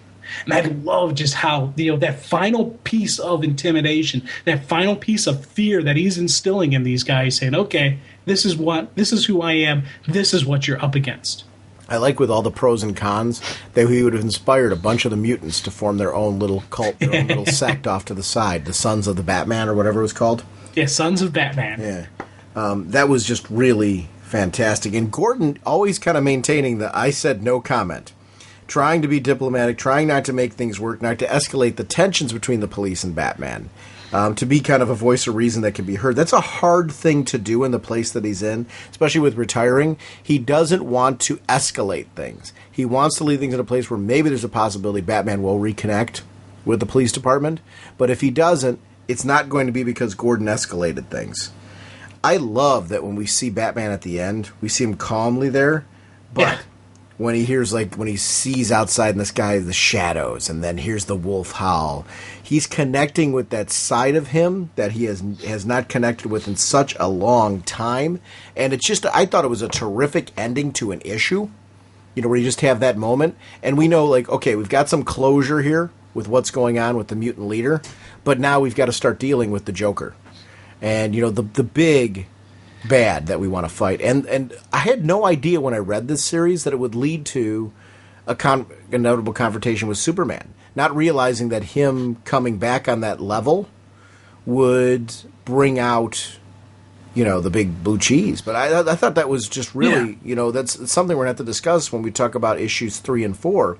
But the story heads in a direction I did not expect at all. Yeah, and that's the interesting thing with me and my experience, because I read it, the first time I read it through was the trade, so I already knew about the big battle between Bruce and Superman. And in this issue is where we get the first imagery, kind of. We get the teases of it, because it's the meeting of Clark with the president. But you don't really see that it's Clark, but they have the flash of the symbol. Right. The previous issue, you had the one phone call that Clark did saying, hey, Bruce, I'm going to be out of town. Way out of town, and it's again making reference to him in the universe, but not accentuating, not making it so over the top that you would think it's going to happen. And that was something I was like, oh, okay, this is cool. And knowing that there was going to be the big fight between them, knowing that going into this, I was getting the teases and the anticipation of it. This is a great build to it, and it's funny because I'm trying to remember.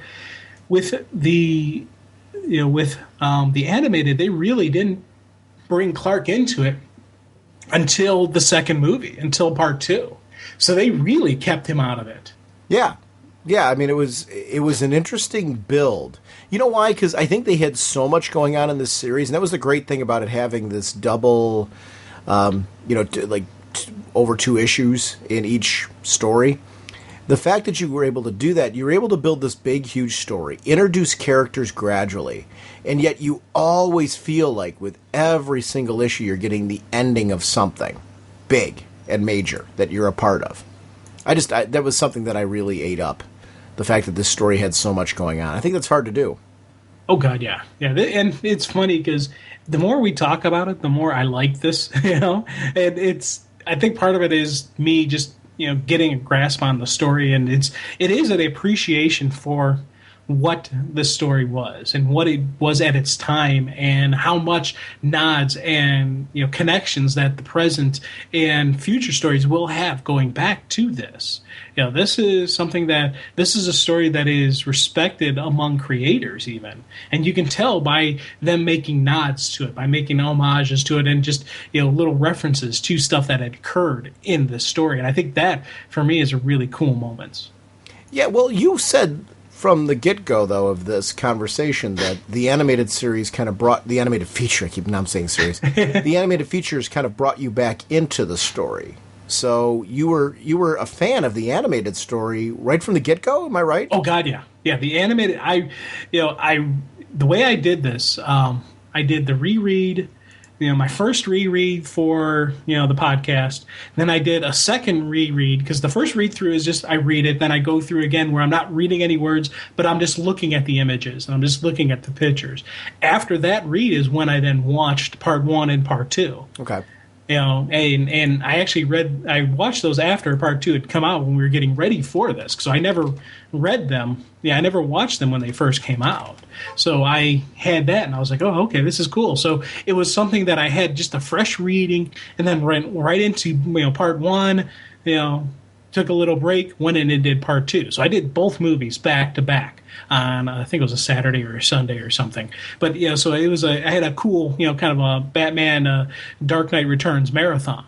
So I had this all together, and then after that anime, I was like, oh man, this animated, it's awesome. So then I went back for my third read through of The Dark Knight Returns, and that's where I really started breaking things down, and I really started reading on, okay, I see this. And then I was comparing the two, and doing notes for the doing notes for the podcast, and then there's been multiple rereads, multiple rewatchings, and it's kind of funny just how many times we read a specific story arc for when we're doing these movies, and when we're doing our reviews, because we really don't want to just take it lightly. I don't want anybody ever to listen to our show and say they really didn't prepare for this. They really don't know what they're talking about. I take my time with this, and it's something that it's kind of a process, but it's one of those that make me, after I'm done talking about it, after all the work that we put into it, I'm like, oh, that's cool, that's fun. And I start having better feelings towards it. Well, yeah, and it's funny how history with a story, because I think that's interesting. We had very different histories with the story as far as when we read it in our lives, and that will have a huge effect in how your memories of a story is and where you go from there. And I think that's something that's interesting about this. I naturally make the assumption, as you well caught on, I made the assumption that you would just love this story. And it always is shocking to me when all of a sudden go, what? He didn't like that one the way I did? It's like baffling. I'm glad we did this one later, though. I don't think this would have been as fun of a chat. I think it would have been a fun chat earlier on when we first started doing the show. But I don't think it would have been as in-depth of a chat if we had done this back when you and I first started. Yeah. Well, we definitely would have probably, and I don't want to say we would have held back, because we didn't really hold back then. No. But I think we are more comfortable in our discussion and where we're going to go with this. But yeah, this is one of those that I always wanted to talk about it, just because I knew we were on such different pages. And it's funny, the more we talk, the more on your page I am with it. I do enjoy it. I find myself enjoying it more, but I think it's part of it is the fact that we're talking about this and we're bringing up the stuff that we really like about it. Because there are, as I've said, this is an iconic story, and there are a lot of moments that I was like, oh my God, that is awesome. That is amazing. And, and as I'm saying that, when I first read through it, I was like, oh, okay, it was good. So it's weird how, as time goes on, and how we look at things differently. I agree. Holy caffeine! Once again, sponsoring this episode is DCBService.com and InStockTrades.com. Quick reminder about Dynamite Entertainment's Red Sonja #1 by Gail Simone, art by Walter Giovanni, cover art by Nicholas Scott, $3.99 regularly, 50% off, only $1.99. Make sure to go and pick that up. over at InStockTrades.com. Tons and tons of Frank Miller stuff. I actually went to their website and just did a search for Frank Miller. And that's one of the cool things about their site.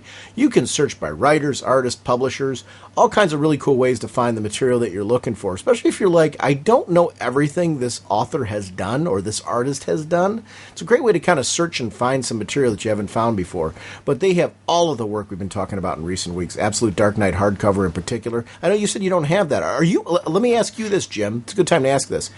Based on the discussion we've been having, I know you're talking about how digitally you have been liking reading The Dark Knight Returns. You never picked up the Absolute Edition because of your feelings about the story. Do you feel now that you're interested in the Absolute Edition, or are you still on the fence on that? Where are you at on that? I just think it's interesting. I am on the fence on it. Part of the thing I do like, I've been thinking about it, and I've been thinking about getting it, and obviously, you kind of like the 45% off, so that's a nice price point. Is something like, I could very easily pick that up. It wouldn't be as bad. It wouldn't be as heavy a hit. So I'm still not at the point where I'm going to click the button and purchase it. I'm still thinking about it, but I am looking at Sin City, which I don't have. Well, Sin City's outstanding. They have the entire Sin City line there. Have you read any of that? I have not read any of that, and it's something I was like, I think I may want it. Our dealings, going through all the different Frank Miller stories we've been doing for this has gotten me interested in Sin City, and I may pick that up. They have everything. They have Ronin. It's really, if you're a fan of any of Frank Miller's work at all, some of his classic. Did you read any of his Daredevil stuff, Jim? No, I have not read any of that. Yeah, they have these Daredevil collections. It's Daredevil by Miller and Jansen, Volume 1 and Volume 2. Each of those is $16.49. And this is the 1979 to 1983 run by writer-penciler Frank Miller and inker-penciler Klaus Janson. So it's really the creative team that you're used to dealing with Frank Miller is available on this one. You got to go check it out. It's really great stuff. I can't recommend it enough. But that's InStockTrades.com, where orders of $50 or more give you free shipping. So be sure to check that site out. And I want to thank both DCBService.com and InStockTrades.com for continuing to support our show.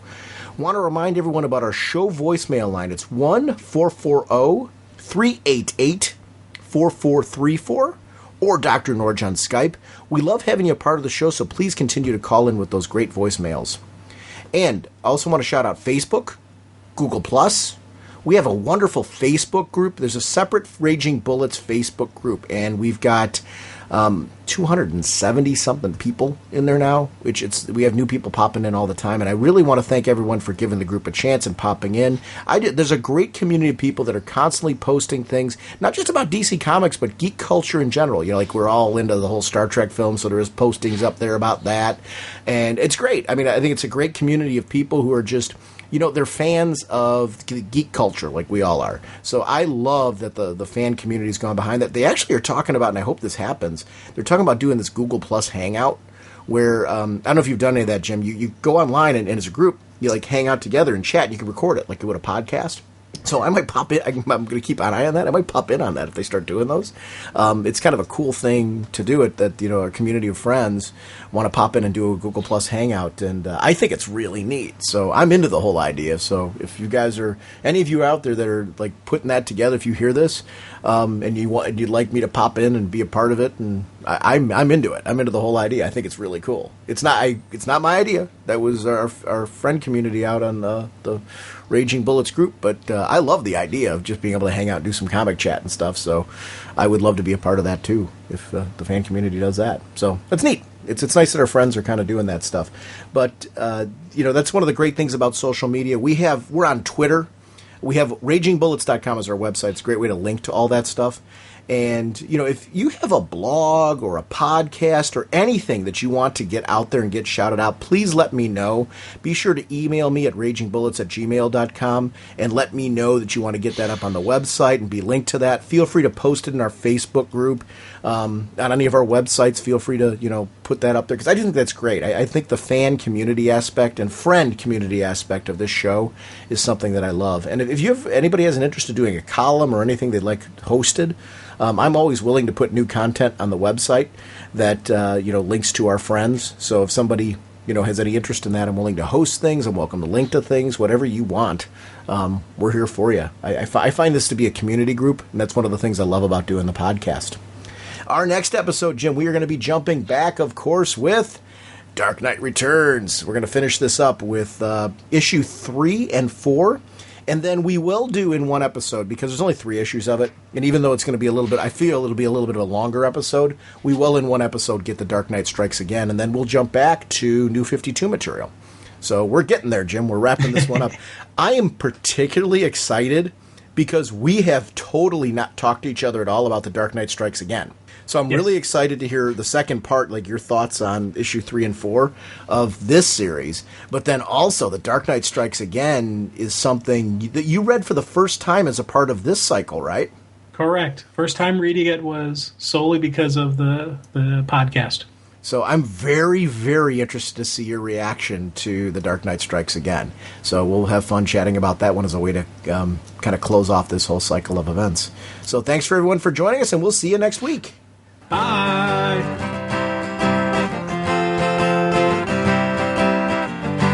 Flying through space and time, 1,000 different lifetimes.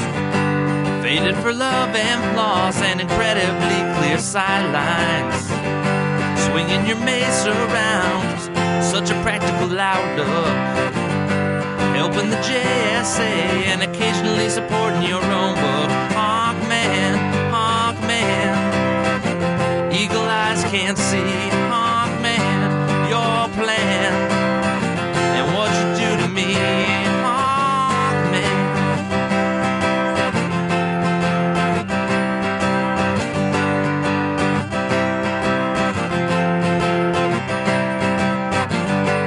Villains are closing in, be they Thanin Guard or Egyptian. Working so hard to thwart you and Hawkgirl's mission. The odds are not on your side, and danger seems to stack up. Things would be so much easier if you would just call for backup. Hawkman, Hawkman. Eagle eyes can't see your plan. And what you do to me, Hawkman, Hawkman.